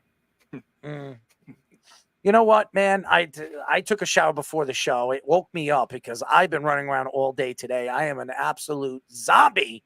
But, you're not a zombie, and your picks are never they're strategic, but they're not something that a zombie would check out. That's for damn sure. Yeah, the picks are difficult this time of year because we're looking at playoffs, and, while you look at some of the games, both NBA and hockey, you look at some blowouts or some big wins or some close wins, and then you assume going into the next game that momentum is going to carry over. But these series are not all sweeps. It's a very small percentage of the series that are sweep or gentleman sweep. So game to game is not that difficult, or it is extremely difficult. But picking these series, I think. I don't know. I'm doing pretty well on my series picks, both NHL and NBA. It's just figuring out the game to game, and I was listening. I was listening to what you guys. I haven't. I've been closer to the NBA this year than I have hockey because I follow the money, and during the NBA season, like post NFL, some of the numbers, just overs and unders and team totals, became easy to read in the live action. So hockey, I'm not as close to it as I was, but I'll tell you, I love seeing Florida go 6-1 and take out Boston and create just a goalie confusion. Anytime you pull a goalie and create confusion, it doesn't really make a difference how good your two goalies are. I very much think that both of these Boston teams will lose this round. And wow. I think we saw it last year with the Celtics. We saw it last year with the Bruins. I think 2 years in a row we've seen it with the Bruins, and you're starting to see it now. I think Florida broke the goalie last night. They broke both goalies last night against the Bruins, and I think what we saw earlier tonight in this Cleveland-Boston game, and Arrow, you were talking about some of the key injuries, and Porzingis, if he's out for the rest of the series, Cleveland is defense. Cleveland is opportunistic. Their defense, they're happy to be ugly. They very much could pull a Miami job from last year. I will say this. If the Celtics lose in this series, I think the Knicks match up better against Cleveland. And if the OG Anunoby comes back, we know Mitchell Robinson will not make it to the Eastern Conference Finals if the Knicks move on to the Eastern Conference Finals. So, but still, I think the Knicks match up much better against the Cavaliers than they do against the Celtics. So I'm rooting for the Cavaliers. I very much am rooting for the Cavaliers. And that would be fun. That would be really, really fun, the matchup with the Knicks and the Cavaliers. But it'd be fun to watch the Celtics and the Knicks too, because I would love to see New York knock off Boston. I would love to see Cleveland against New York. The way that these teams play, the style, the defense, the just the grit that they both play with. They're not in it to light it up from three. It's very different than what today's basketball looks like. I mean, we could see 85, 87, 90s style games if Cleveland against New York. But this New York team they're different. They look. Some of their in-game adjustments where they go down and then catch up, and they almost look like they're toying with the opponent. They're waiting for something that tells them what their adjustment needs to be. They very much remind me of the way that Denver looked last round and last year. Denver doesn't typically go up early in games. They wait to see how they're going to be attacked, and then they come back and they get after the team a little bit stronger. So this New York team, they're just different. Yeah, and hopefully, I think this is where the window starts for the Knicks. I was just saying it earlier on the show with Speedy. I said their window opened this year after Jalen Brunson has really proclaimed himself as a superstar in this league. He's 26. He's going to be 27 next year. You usually start your prime of your career from 27, 28 all the way to 32. So this is their window. So the Knicks, if they're going to win, I think they're a player away. I think the Knicks are a player away from being an elite team in the NBA. I think they're missing one player, and it's not Julius Randle, guys. It's somebody else. Their starting five needs to stay healthy, and they need to produce because they're not really getting a ton of productivity from the bench, and their starters are playing a lot of minutes. But I mean, it is widespread. I mean, last night we were looking at 2 double-doubles. 2 players had a good shot at triple-double, and we're not seeing 30-point scores. But New York had 3 players, in the upper 20s yesterday. I mean, it's just you don't know how they're going to hurt you, but you do know it's not going to come from the bench. So they better stay healthy. And that's crazy because the Knicks bench all season long was one of the best benches in the league. They brought in Bogdanovich. They brought in Alec Burks to kind of solidify their bench. Miles McBride has been fantastic all season long. And now in the playoffs, especially in this series, he's been an absolute dud. So hopefully this changes because you're not going to beat if you get out of the East, somehow you get out of the East with all the injuries that they have, you're not going to beat any of those West teams the way you're playing right now. They're too good. I mean, the Timberwolves, OKC, all those teams, the Denver Nuggets, they're all good teams that have a lot of depth. So the T-Wolves are built to beat anybody that is in this playoffs right now, whether it's in the finals or their own conference. They are built to stop a team like OKC. OKC is going to get cute and pass the ball one too many times.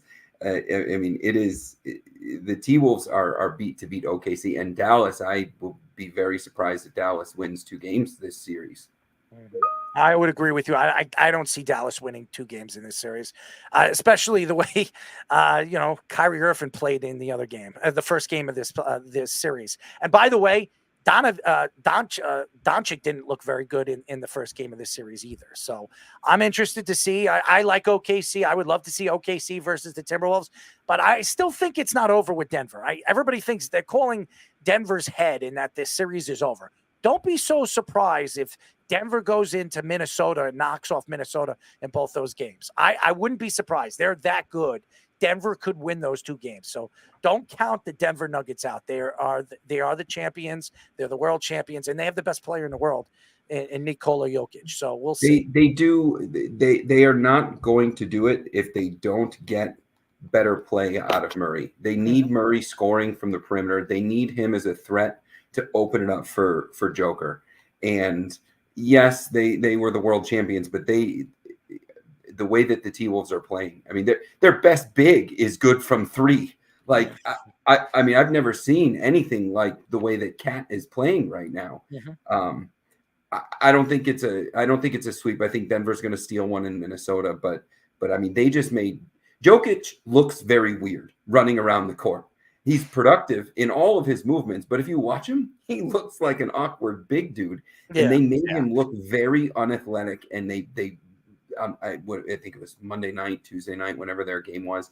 I mean, they just completely made him unproductive and a non-factor. And without Murray, I think that's what it's going to be. I know he's in the game, but 8 points from Jamal Murray is not going to win for Denver. Wes, you're saying that Jamal Murray is struggling to shoot. Man, he's good at launching heat packs on the court, though. Well, and look at this pick you just put up. I mean, that's what's happening to him.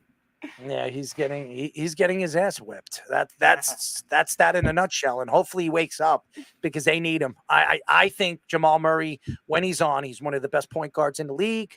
But over the last couple of weeks, he's been a shell of himself, and that's been a big problem because you cannot depend on your best player in Jokic, because if you're going to depend on him to do everything, and Michael Porter Jr. hasn't played well either. So I have to see more from their secondary offense. All right, Wes, are you ready to make your picks?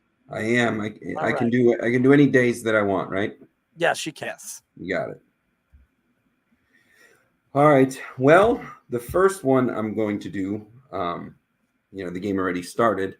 so you probably get a little bit of a discount. But I'm taking OKC, and I'm going to lay the 5 points. If you catch it live, you only have to lay 3 right now. But I'm laying the 5 in OKC.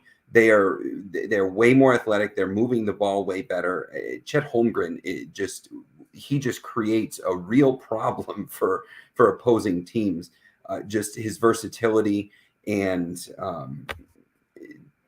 Dallas is just very one-dimensional on their attack. So laying 5 here feels like a gift. Dallas will win 1 this series, possibly 2. I doubt 2, but I just don't think it's going to be an OKC tonight. That is a loud stadium. So it looks like Dallas is off to a 5-0 start, but you can catch some discount, probably take some points for the first half on a live play. Anybody that has that ability. But now it's 7-0. But I'm laying the 5. OKC is going to win this game and cover the 5. All right, give us your second pick. I am going tomorrow, and the Pacers are a 7-point favorite. This is very uncharacteristic for me because I typically look at line movement. I look at public action. There's 66% of the tickets are on New York, and the line moved in a reversed fashion. It went from +2 to +7. So those of you that have followed me, I talk about line movement, and that's a reverse line movement. If 66% of the action is on New York at +2, the line should shift. And at that point, if there's a reasonable dollar amount, the line should shift to where New York is -1, -2. It didn't. It moved the opposite direction, and now you get 7 points on the Knicks. I don't think Indiana is going to give up a lead late like they did, but they are not 7 points better than New York in any game. It doesn't matter where they play it. New York they look like Miami of last year. So I'm going to take 7 points in what feels like a gift as the Knicks underdog. What's so funny about that? No, I'm just watching the Ranger game right now, and the Rangers were up 2-1, and then they gave up a goal with the last minute and 40 seconds left because they pulled the goalie, and now it's probably going to OT. And we all know what happens to Carolina in OT against the Rangers. So I don't. It is a good time to be a New York sports fan. I think I was a year too early on my call of the Rangers, and you, Mr. Errol, did not say very kind things about Shesterkin, who is playing some very good hockey right now. No, he is. I said that he's playing great hockey right now. They're getting out. Carolina's outplaying the Rangers in this series. They are, and the Rangers are winning because Igor's been hot, and that's what happens. You need a hot goalie. I want to see Florida. I want to see Florida and the Rangers. I think Bobrovsky versus Shesterkin. I think that'll be fun to watch. I think so too. So I'm going to go to the NHL tomorrow night for my next play, and I'm just going to go back to the Blackhawks dynasty that we just watched, and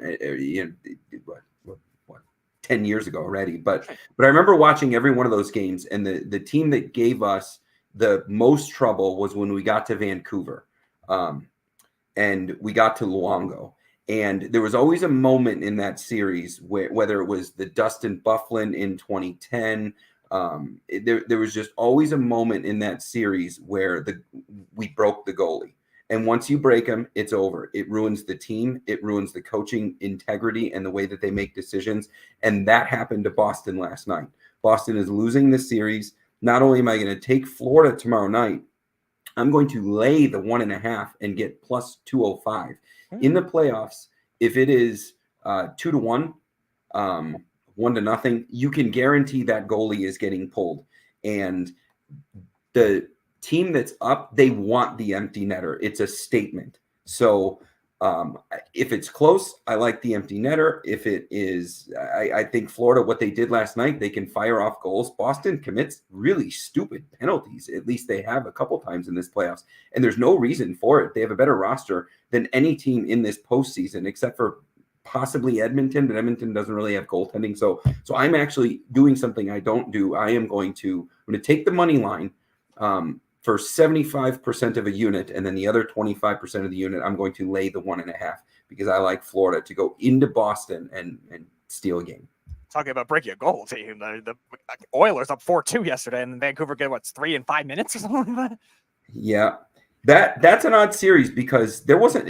I think it was like under 40 shots total on goal by both teams, and from a save percentage, Vancouver was terrible. They didn't allow a lot of shots on goal, but Edmonton stuffed it home a few times. So if they figure out a way to get more shots on goal, and on paper, this Edmonton team has been coming for years. What a waste of a start to Connor McDavid and the combination of some of the lines that he's played on.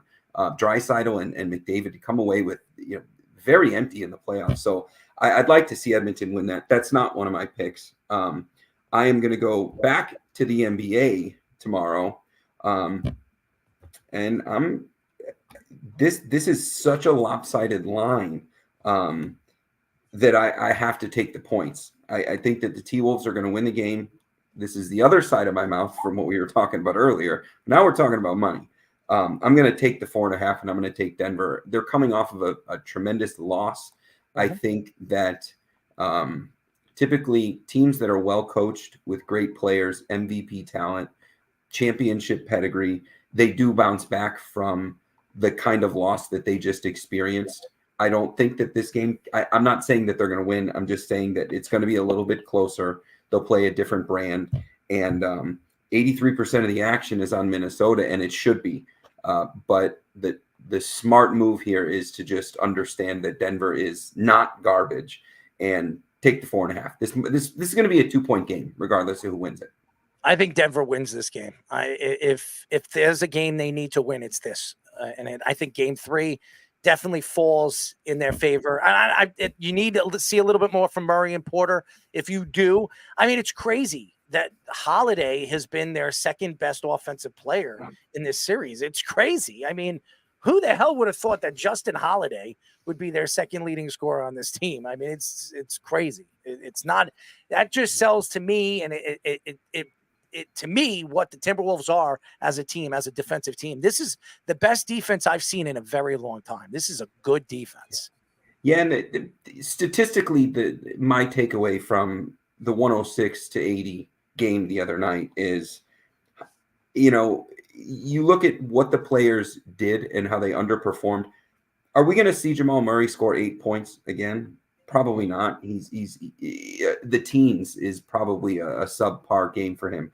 Are we going to see Jokic with 16 points? 16 rebounds is normal for him. The 8 assists, that's normal for him. But are we going to see him with only 16 points? That's not a normal game for him. And then you look at Caldwell Pope and Porter Jr. with the points that they scored. Just key players scored very little points. This game was very much a one-off in terms of some of those performances. So you bring Jokic and Murray up to what their normal points total are, and this game is, not a double-digit win. So I think we have to be smart there and disagree with the public. Is that 3 plays? That was 4. That was 4. Yeah, it's 3 NBA and 1 NHL. You want to give him one more play? I'm looking at the NHL, and I don't like Edmonton to go down 2-0 in the series, especially the way that they lost, the other night. But Vancouver is one of the hardest places in the entire NHL to play, and then you add the playoffs to it. It's loud. So yeah, Edmonton money line. Their players are too good. Their goaltending is so bad, though. How do you have Draisaitl and McDavid and some of those role players and not have better goaltending? And just a really poor approach by the front office to not fix it. They have the money, but I like Edmonton to win this game. They're they brought in the great Jack Campbell, who was good for half a season, but paid him $5. They got a good coach. They got a good coach. Knobloch is a good coach, and came from the Rangers organization. A lot of teams were interested in bringing him in, even the Rangers. Yeah. Before Peter Laviolette, and they made the right choice. Peter Laviolette was the right choice for the Rangers, but Knobloch was definitely one of those guys, top 3 guys that a lot of teams were looking at. And I think Edmonton made the right choice firing the coach early in the season and bringing him in. He changed everything. Edmonton was one of the worst teams in the league before they brought Knobloch in, and you could see the difference and really the transition of this team ever since they made that move. So, and Wes, you bring up the goaltending too. This is actually the best defensive team that Edmonton's had in this McDavid Draisaitl like prime, where they've made the playoffs pretty much every year, and they're still not getting the goaltending. Yeah, It is. They frustrate me because a few years in a row, and this is just the sports fan in me. I mean, there's some wagering involved, but the sports fan in me, a couple of years in a row, just the amount of points that they're capable of scoring, but they somehow forget how to do it when they get into the playoffs. And the NHL, like the last 4 playoffs, feels like it's been the same teams add one different one and take a different one out. Very different than the NFL. So, this Carolina, Florida, Edmonton, Boston, kind of in that President's Trophy, you add Vegas and Colorado. I mean, they're kind of the same teams. I think Minnesota was in and out of it, but it just feels the same. Sure they missed the 9 years. And the window is closing. Look at that graphic. Look at that graphic of you, man. I mean, look what Fish did for you. I look mad. like that is like I can't tell if I look like I'm about to smile or if I was mean mugging someone. All right, now the real question: the image you look like a Muppet baby. The image on the right. Have you ever done that in any of your where you've worked as a chef? Have you ever tried to do that? So definitely not at work. I've done some crazy things at work just to break the tension, but definitely not the Ace Ventura thing. Although my wife will tell you that the funnest I am is when I get rummed up and it's just a dark rum drinking kind of night. And I'm capable of that if I drink enough Myers and OJ. I'm going to tell you this. My mom used to make the best rum cake. And as a kid, my mom used to tell me only one piece because you can get drunk off of it, because she used to put a lot of rum in that rum cake. And I used to sneak pieces to my room and I would get messed up. I wasn't even a drinker as a kid, but I would love the rum cake. And I used to sneak. My mom, to this day, she says, I used to put like almost a half a bottle of rum in there. And you were drinking probably like a quarter of that rum by the way you were eating that cake. So, That's really good. Her rum cake was great. Anyways, Wes, thank you as always. We'll talk off air. You're great, fantastic as always. Yeah, good being here, guys. Always be cashing. Always be cashing for our friend Wes. That was great. All right, so why don't we get into the awards, the NBA awards that were given out the other day? Thunder's head coach, well-deserved, Mark Daigneault, right? Am I right? Mm-hmm. Daigneault won the Coach of the Year, beating Mosley from the Magic and Finch from the Timberwolves. So congratulations to Daigneault. Steph Curry wins the Clutch Player of the Year, beating out DeMar DeRozan and Alexander. Curry had 189 points in clutch situations and shot 95.4% at the free throw line. So congratulations to Steph Curry winning another award. Timberwolves forward Naz Reid won Sixth Man of the Year, beating out Kings guard Malik Monk, who had a sensational year, and Bobby Portis, who had another great year with the Bucks, by the way. Congratulations to Bobby Portis, another guy that the Knicks had and decided to part ways with. So congratulations to Naz Reid. Tyrese Maxey won the Most Improved Player of the Year, beating out Bulls Kobe White, who had a great year, point guard. I remember when he was drafted in North Carolina, and Rockets center Segan, who I always draft in my fantasy, and he always screws up. But of course, this year I didn't draft him. He has another good year. And then he had a gruesome injury, unfortunately. Yes, he did. Wemby won Rookie of the Year, beating out OKC's Holmgren and Hornets forward Brandon Miller, who had a great year, by the way, too. He was very impressive. So congratulations to Wemby, who I think is the next big star in the league. Rudy Gobert won his 4th Career Defensive Player of the Year award, beating out Wemby and Bam Adebayo. So congratulations to Rudy Gobert. He's had a sensational year, and you could see he's the anchor of that defense. One of the best defenses I've seen in a very long time, and he's one of the main reasons why they are.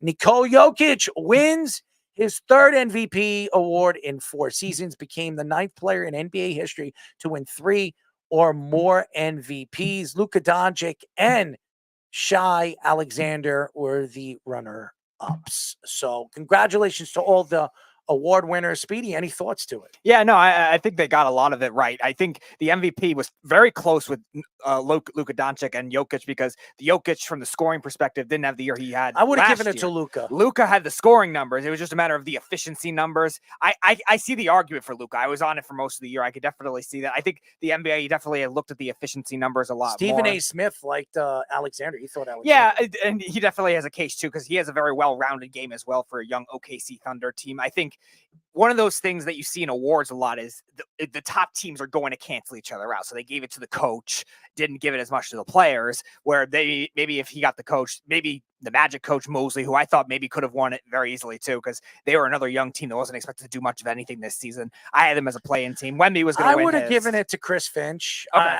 I think Chris Finch has done a miraculous job with this team. I mean, a team that he took over and turned him into this type of team, they're a good offensive team, but this year they've become a transition of one of the better defensive teams I've seen in the last 20 years. I mean, they are better than the Miami Heat was when they were at the top of their game defensively. Yeah, and a lot of the other ones were kind of expected. We expected Wemby to win Rookie of the Year. I know Chet Holmgren had a phenomenal year too. It should not be taken lightly. But like I said, those players are going to end up canceling each other out with the OKC Thunder, just how good of a team that they ended up being. And obviously Rudy Gobert doing what he does best. The best player defensively on the best, no question, on the best team defense in Minnesota. Like that's inevitably going to win. And shout out to Tyrese Maxey too, as much as we couldn't stand him watching with the Knicks series because he was destroying the Knicks.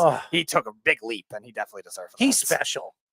Tyrese Maxey is special. He's going to get himself a lot of money this offseason. He is going to be probably, I would say, $300 or $400 million richer. I mean, he is going to get that Supermax contract.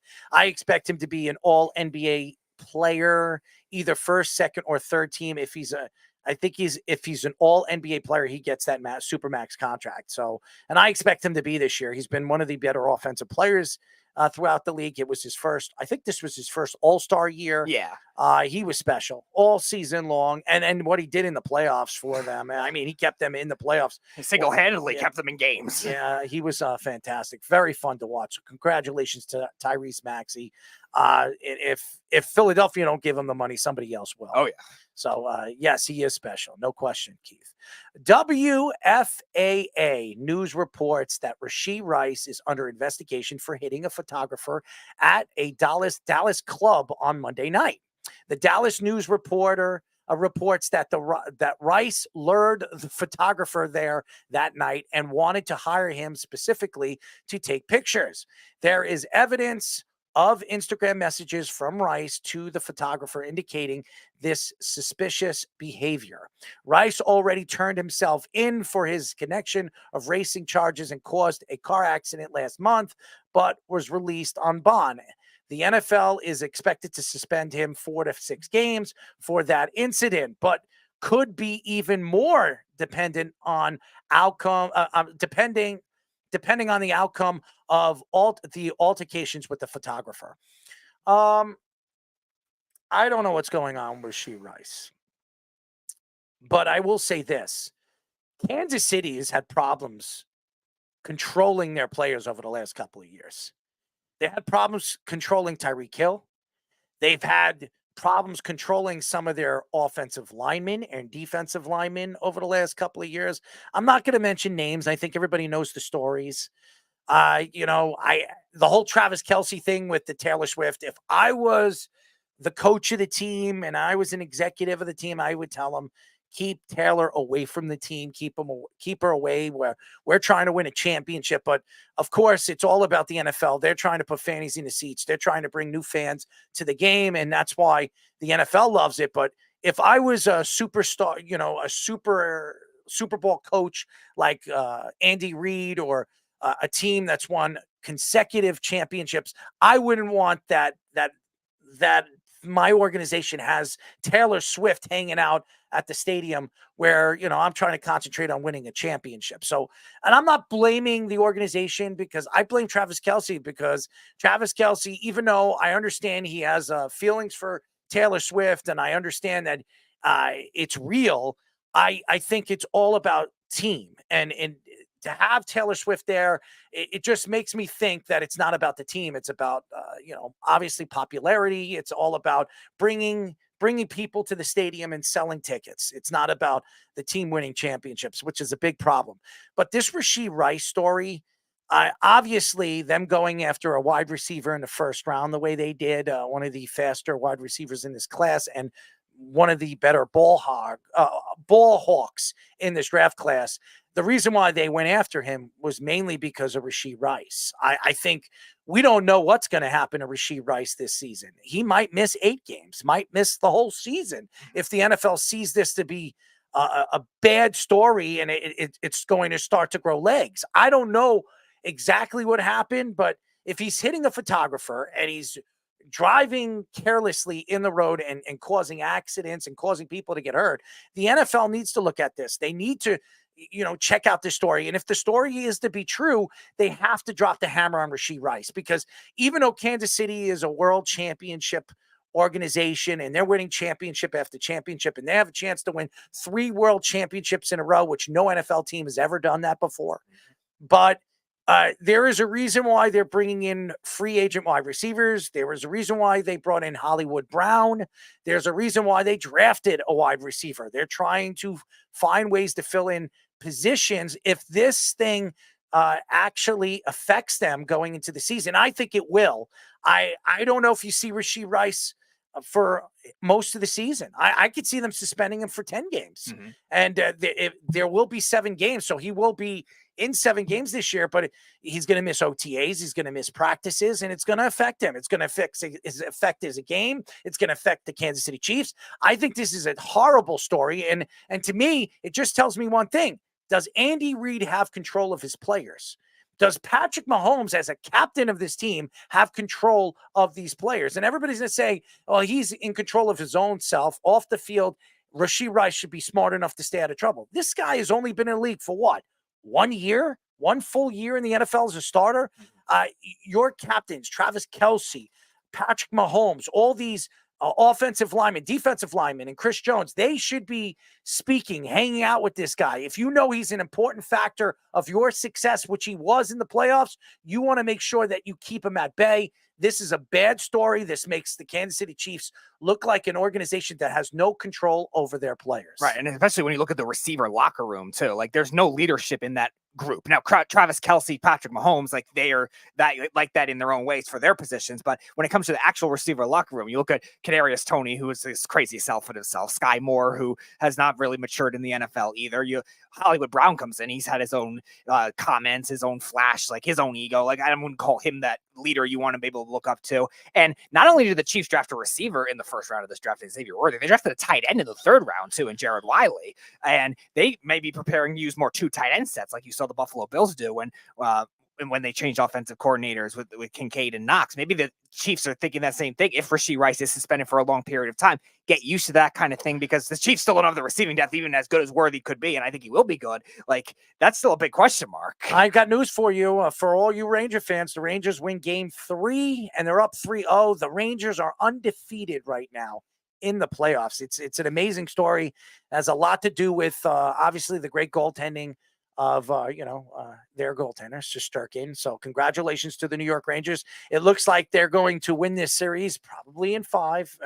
I still think Carolina, wins a game, but I see the Rangers knocking them out in Madison Square Garden in game number 5. So congratulations to the New York Rangers. It looks like they're moving on, but to me, it's not good news that the Rangers are might get through this series a lot faster than the other series, because that has them sitting and waiting for the other team to win. And we've seen this before in hockey. Oh, yeah. You sit too long and then you go into a series against the Boston Bruins or the Florida Panthers, a team that just went through a good series against another good team. And even though they're tired and the other team is well rested, they're going to be cold. And I don't think that's a good sign for the New York Rangers. I've also advocated for too hot at certain points with other sports too, like especially in football. You can never be too hot if you have a hot goalie. Yeah, but eventually the pattern is going to go out. Like Keith was saying in the comments section, like they got outplayed in this game and they still were able to hold on to win. Of course, Josh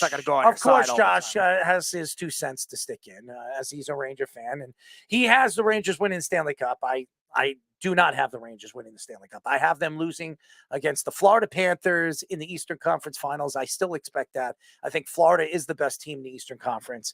But we'll see. I know all the Ranger fans are excited. They should be. But just remember, you sit too long, this stuff happens. And we've seen this before in hockey. Mostly in hockey when it comes to the series-based sports of the three. Baseball sitting could hurt too sometimes, but hockey the most, I think, when it comes to just the adrenaline, the skating, the chemistry sometimes with different lines too. I think that kind of thing is because there's less controllable aspects. And here's the thing, and Josh says, well, they did it in the other series. They played Washington in the other series. That's one. Number two, they're playing against a Carolina Hurricane team that they demolished all season long. And Carolina doesn't have the goaltending. Wait until you have to play a team that has goaltending. Okay, stop it, Josh. You're sitting here as a Ranger fan, and as you know, as everybody knows, he's a homer, and that's a homer, take. I still believe it. That's a homer take by Josh Silverberg. And again, the other reason I mentioned the too hot is sometimes these teams get too confident in winning the way they're winning, and then they don't adjust. And that's the thing that worries me, especially if they're playing against a team like Florida. Florida did it all season long where they had to play so many different styles last year. Florida's got a great goaltender. We'll see if the Rangers could beat Bobrovsky. That's a guy that's done it before and has gone to a Stanley Cup Finals and had one of the greatest runs for a goaltender. And listen, we don't have time to talk to Josh. Sorry, Josh, we don't have time. We don't have time to talk to Josh, so he's going to have to wait. He could have called earlier. He wanted to call up to brag about his Rangers. That's good for him, but he's got his show tomorrow. He can worry about talking about his show tomorrow and bringing me up on his show as he always does. Federal prosecutors said on Wednesday that Shohei Ohtani's former translator has pleaded guilty to bank and tax fraud. He confessed that he took $17 million from Ohtani's account to pay off debts and would have taken a plea agreement totaling around $17 million to pay Ohtani and $1 million to pay off the IRS. He pleaded guilty to 1 count of bank fraud and 1 count of subscribing to a false tax return, which would be combined to 33 years in federal prison. The evidence showed 36 wire transfers spanned beginning in 2021, and the most recent one coming January 8th, 2024. 24 of those 36 were made from Ohtani's bank account, and around $15 million of the stolen $17 million were from his account. Ryan Boyan, a cast member of Real Housewives of Orange County, was also caught as being an associate of the bookmakers that he was involved with. In addition to illegal sports betting charges, he was using that money to illegally sell baseball cards, show tickets in Vegas, and sent money for casinos and hotels. I don't care about Ryan. I don't care about any of that. I don't know why you put that in that conversation, Speedy, because it really means nothing to the whole Shohei Ohtani thing. What really makes me laugh about this story is what Scoop said a couple of hours ago, actually an hour ago, stating that they're gonna do a documentary on this. I don't care about this documentary. I don't want to know, because you want to know something. If they're gonna stick a documentary out there, they're gonna find more and more of the story to be not true, and baseball brushing it under the rug. And I do believe baseball brushed this under the rug because they're protecting their best superstar player, the face of their organization. And that's what baseball did.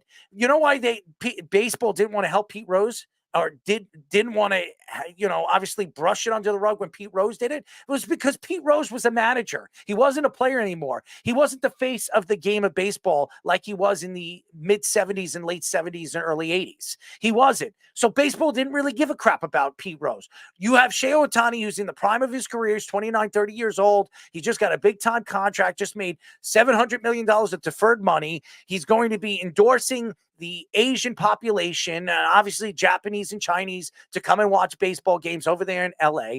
Why would baseball want to push this guy out of the game? So what they were doing is trying to protect their asset, and that's what they were doing. They were protecting their asset.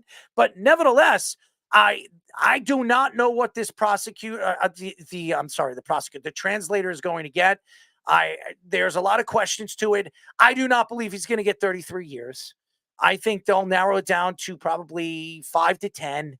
On good behavior, probably 2.5, 3 years he will see of jail time. Obviously, it's a lot of money. It's a big story, so somebody's got to go and see time. It's not going to be Shohei Ohtani, and I'm sure Shohei Ohtani is going to pay this guy while he's in jail and making sure that he is well protected and well taken care of when he comes out of jail. I'm telling you, Shohei Ohtani had something to do with this. I don't know why anybody believes any different.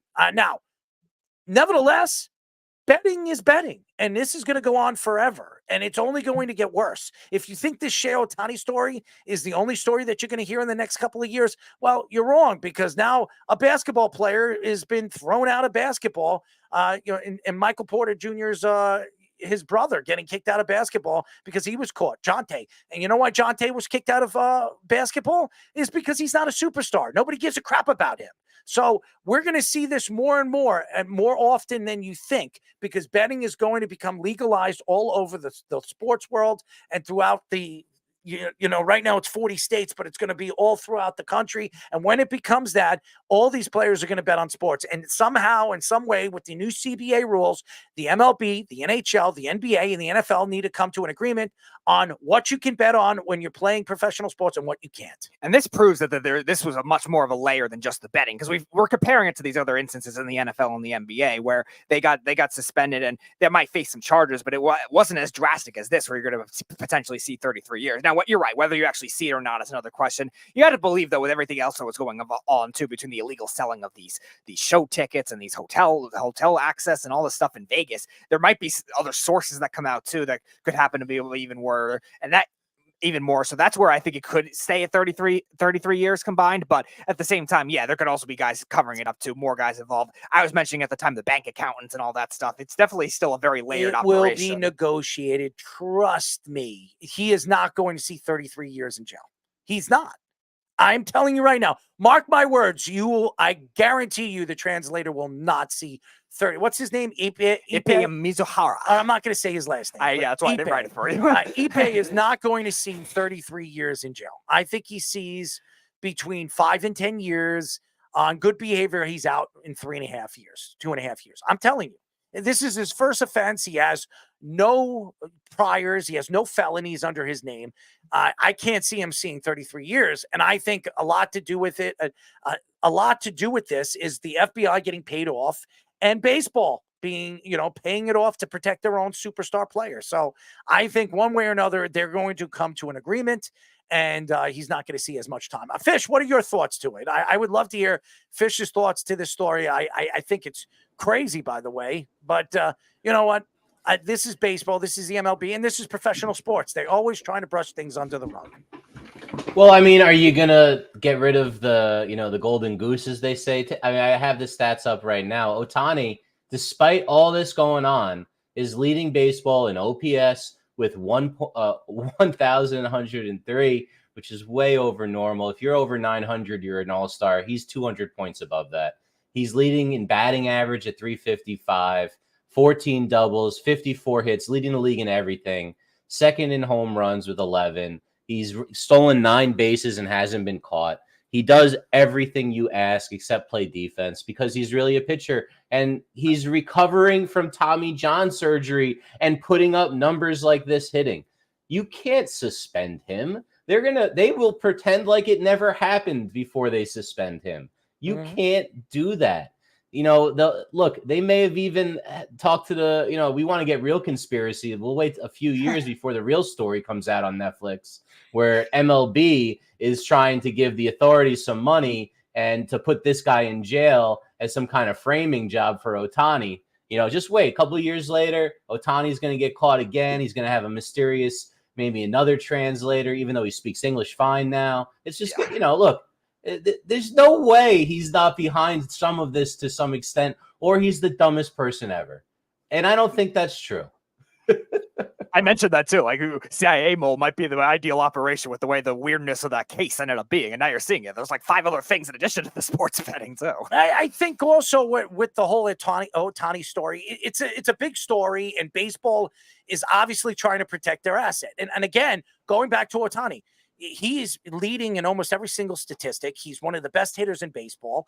And again, it's not about, suspending him. It's about kicking him out of baseball, because if he was caught in any kind of way involved with this, they would have had to throw him out of baseball. And that all that money that they thought they were going to inherit from all the Asian fans out there in LA and throughout throughout Japan and China and everybody that's an Ohtani fan, it would have affected their brand. It would have affected the growth of the brand. And Ohtani is the face of the brand now. He is everything to the brand, as we see right now in LA. So even though Ohtani is playing out of his mind, I mean, the Dodgers aren't even the best team in baseball. That's the crazy thing. Yep, that's the Phillies, unfortunately. Yeah, but by the way, the Phillies are playing great baseball right now. Unbelievable. Bryce Harper, Trey Turner's hurt right now. Yeah. But everybody else is hitting the ball very, very well. Their pitching is unbelievable. Your guy, Zach Wheeler, has been incredible. Honestly, my opinion right now, Zach Wheeler is the Cy Young winner of the National League. He's been unbelievable. So, and there's a lot of good pitchers right now in the National League, but Zach Wheeler has been sensational. And I'm going to tell you this right now. Philadelphia is dangerous. They're dangerous. That lineup, when Trey Turner comes back, I mean, everybody keeps talking about the Braves, but the Braves are dealing with significant injuries. And that's the problem with the Braves over the last couple of years. They were the best team in the National League, probably the best team in baseball. And then they get knocked off in the first round by a team nobody expected. So this is, baseball. There's no guarantees in baseball. Even Baltimore right now, they're back and forth with the Yankees right now. The Yankees just lost against Houston 4-3 tonight. And Baltimore, I think, did they play tonight? I'm not even sure if they played tonight. So, but they now lead the American League East by one game. It's going to be back and forth all season long with Baltimore and the Yankees. So, I think those are the two best teams right now in the American League. So, it's going to be fun. I love baseball when it gets warmer out, where you can go to the game and enjoy it, and the ball's going to travel. It's already traveling for the Yankees. I think the Yankees have hit more home runs than any team in baseball altogether. And I mean, the middle of that lineup is getting hot. I mean, Giancarlo Stanton, I think, has 9 home runs. You have Aaron Judge, I think, has 9. Soto's got like 7 or 8. I mean, it's ridiculous. I don't even have the numbers in front of me. I'm guessing right now, but it's unbelievable. And that lineup's only going to get better when it gets warmer out. But again, going back to the Ohtani story, it's going to be interesting what happens to his translator. I expect him I expect him to get 10 years. 5, between 3.5, 5 years in good behavior. I do not see 33 years. I'll be shocked if he sees 33 years. I can't see it. No, that's why he pled guilty. He was facing 33 years. So he's going to take a plea, and that number is probably in single digits for sure.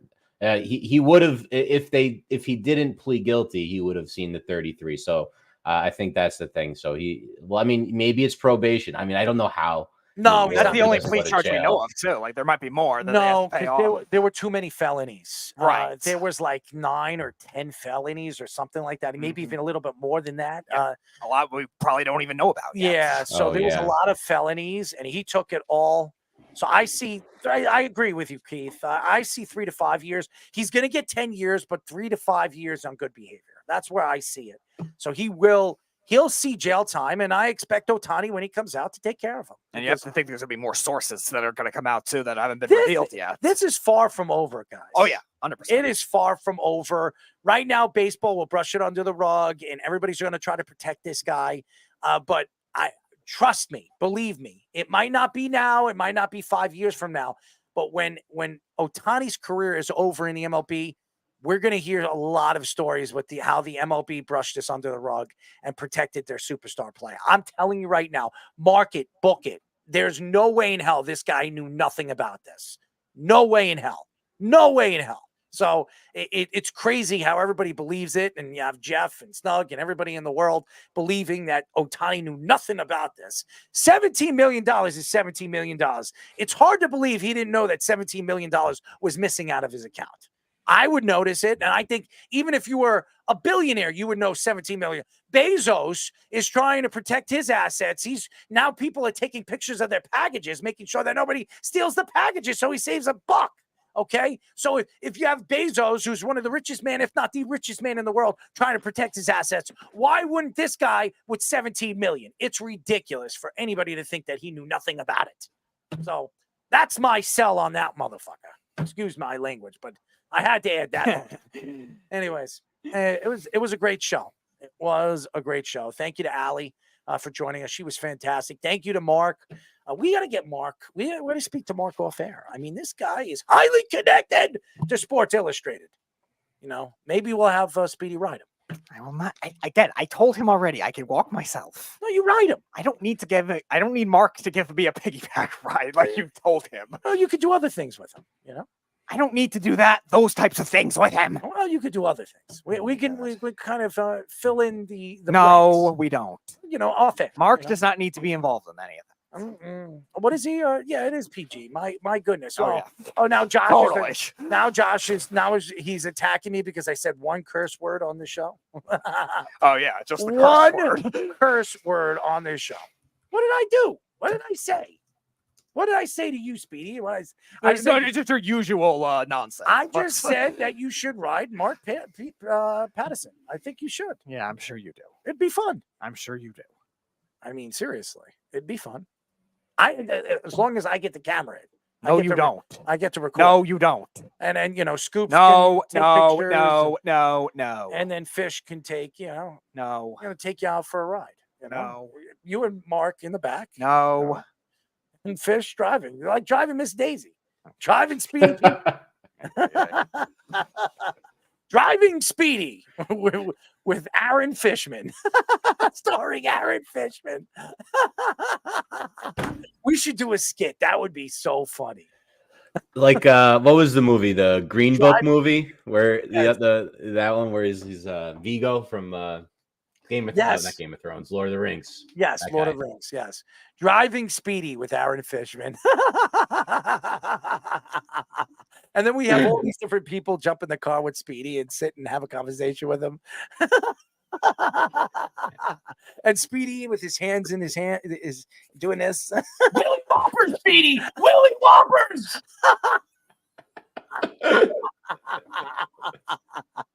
Oh, Speedy. I'm not riding a horse, Josh.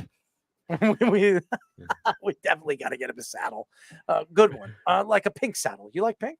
It's fine. I'm not riding a horse. Purple. Your favorite color is Yeah, purple. I know. I don't care about the color. Purple with diamonds. Okay. Regardless, I'm not riding a horse. It's flashy. Yeah, I mean, flashiness. I'm not riding a horse. Well, why not? I don't care about riding horses. Getty up, baby. I'm not a 19th century Wild West person.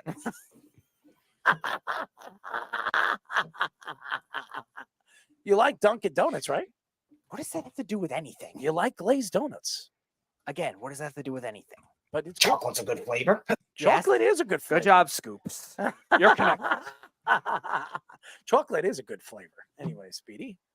Like more glazed. Oh God, you had to bring that one back.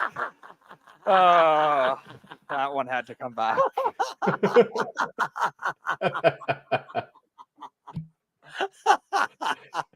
We love you, Speedy. Look at that. Yeah, look at that smile on his face. He loves it. Could you imagine? You guys never seen him drunk, man. This guy. I mean, seriously. You want to talk about a Rockette, man? This guy can compete with the Rockettes when he's drunk, man. These kicks. I wouldn't go that far, but okay.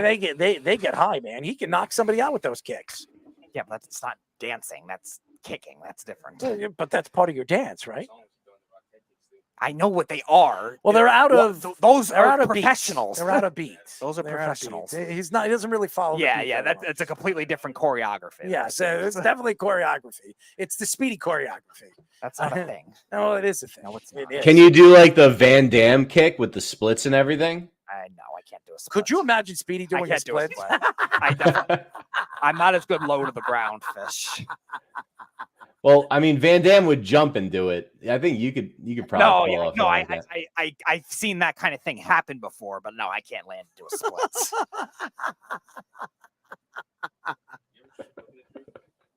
Have I ever what?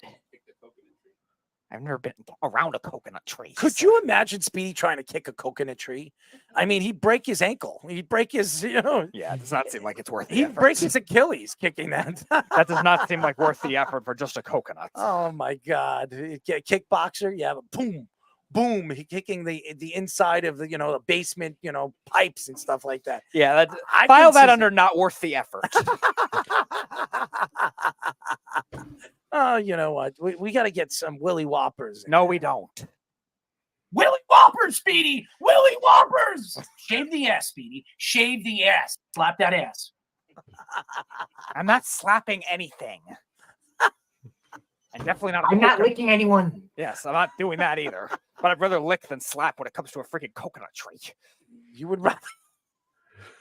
I don't need the unnecessary burn a bush pain. in a crab. That's good. That was good. I'll give you that one, Scoop. Well, Speedy, if you were on a deserted island, you may have to kick a coconut tree. All right, to I'll survive. consider that if I'm on a deserted island. I That's mean, survival. these are important But Errol's skills. implying he wanted me to do it for pleasure. You get bored on deserted islands. I can't. That's different. That's survival. You like nuts. Again, survival. Fish is So on you board would with lick the nuts for survival? No, I would eat nuts for survival. Why would I waste time licking them? If I'm so like desperately famished, hungry, why would I waste time licking the nuts when I could just eat them? Tommy, all of that. Again, a middle schooler first presented this scenario logic being applied here. Oh, the great Speedy Petey, ladies and gentlemen. Applying middle school logic to people that overthink things. God. You're crazy, man. I love you. You're the best. Evolution. Thank you. That wins sound bit of the night. That was perfectly applied. Willy Whoppers, Speedy. Willy Whoppers. And then you go back to that one. What do you like? Thank you. Which nut, left or right? All right. So of the ones Josh listed, hazelnut would be so reverse order. You like hazelnut? Hazelnut, yeah. Hazelnut. What's your favorite part of the hazelnut? I don't know. I'm not. What do you think? Like I analyze You analyze nuts, right? Oh my god! You think? What do you think? I analyze all the ingredients in that? I think so. Of course, you think that. What do you like? The texture? You like the taste? What do you like? Yes, the taste. Good job. I've never had pine nuts, Josh. How about No, pine balls? pinoli cookie. No. Oh, okay. What were you saying, Fish? You got to have a pinoli cookie made with pine nuts. Those are the best, man. Pinoli Italian cookies. Pinoli. Yeah, trust me. I'll keep that. Italian. Go to Italian deli. You'll probably find something. They'll know where to go. I'll keep that in mind. You like Nutter Butter? Yes, those are completely different than. But you like Nutter Butter? Yes, but those are completely different than everything that Fish and Keith and Josh are. Well, this is what I want you to do, and this is something that you definitely need to try to do. No, I don't. You're gonna say stick Nutter Butters in my ass and eat them. I know. I'm just gonna push ahead now. Nice try.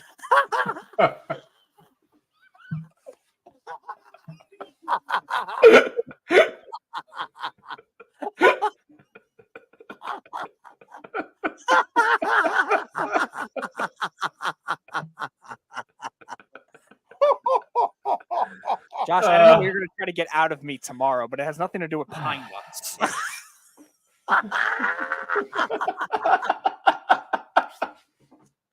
Oh, man. He is a real gem, ladies and gentlemen, isn't he? The great Speedy Petey. Anyways, thank you to all the fans. Thank you for listening to us, downloading us on Spotify and Apple Podcasts. 117,000 downloads on Apple Podcasts. So thank you to everybody. By the way, I just want to give everybody a news grid on this. And I mean grid because we're gridding it on our YouTube. Our YouTube channel has over 400 subscribers now. And thank you to all the fans. Thank you to our marketing team that's marketing the product. And we, by the end of this weekend, I believe with the shorts that we have, we will break 100,000 views. So, and that has a lot to do with Speedy and all the work that he puts into it. So, let's clap for Speedy. Let's clap for Speedy. Great job, Speedy. Great job. Josh, really, you have to go there. We have to crack this nut, Speedy. You're a tough one to crack. Yeah. Okay, and again, it has nothing to do with a nut I've never had or an Italian cookie. Apparently, I've never had that have them. Well, I want you to do this next week as a dare. I want you to tuck your balls and see if it Not works. happening. Tuck them. I mean, I'm not doing that. It'd be fun. I mean, I'm not doing that. You've never tried it. I don't care. I would hope that would never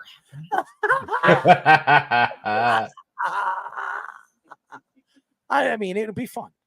You should try it. I'm not trying it. Josh has tried it. Okay, whatever. Why does that mean anything to me trying? Well, you got to figure. I'm not a group thinker. You're the king of wishful thinking. Yes. Oh man. So anyways, listen to 103.9 FM. We will be live at 7 p.m. on Saturday. So shout out to all the fans. Tune in, listen to all the great content that we're going to have on 103.9 FM. And by the way, listen to us every single Wednesdays and Thursdays. Listen to Snowman in the Morning, which has been airing on Monday through Friday at 6 o'clock in the morning, 6 to 10 in the morning. Snowman is fantastic. Check out his content. Game On Fridays between 6 and 7 o'clock. Tune in to Game On with Josh Silverberg and Eric. Fantastic show. Thank you to those guys as well. Also, listen also to Trey.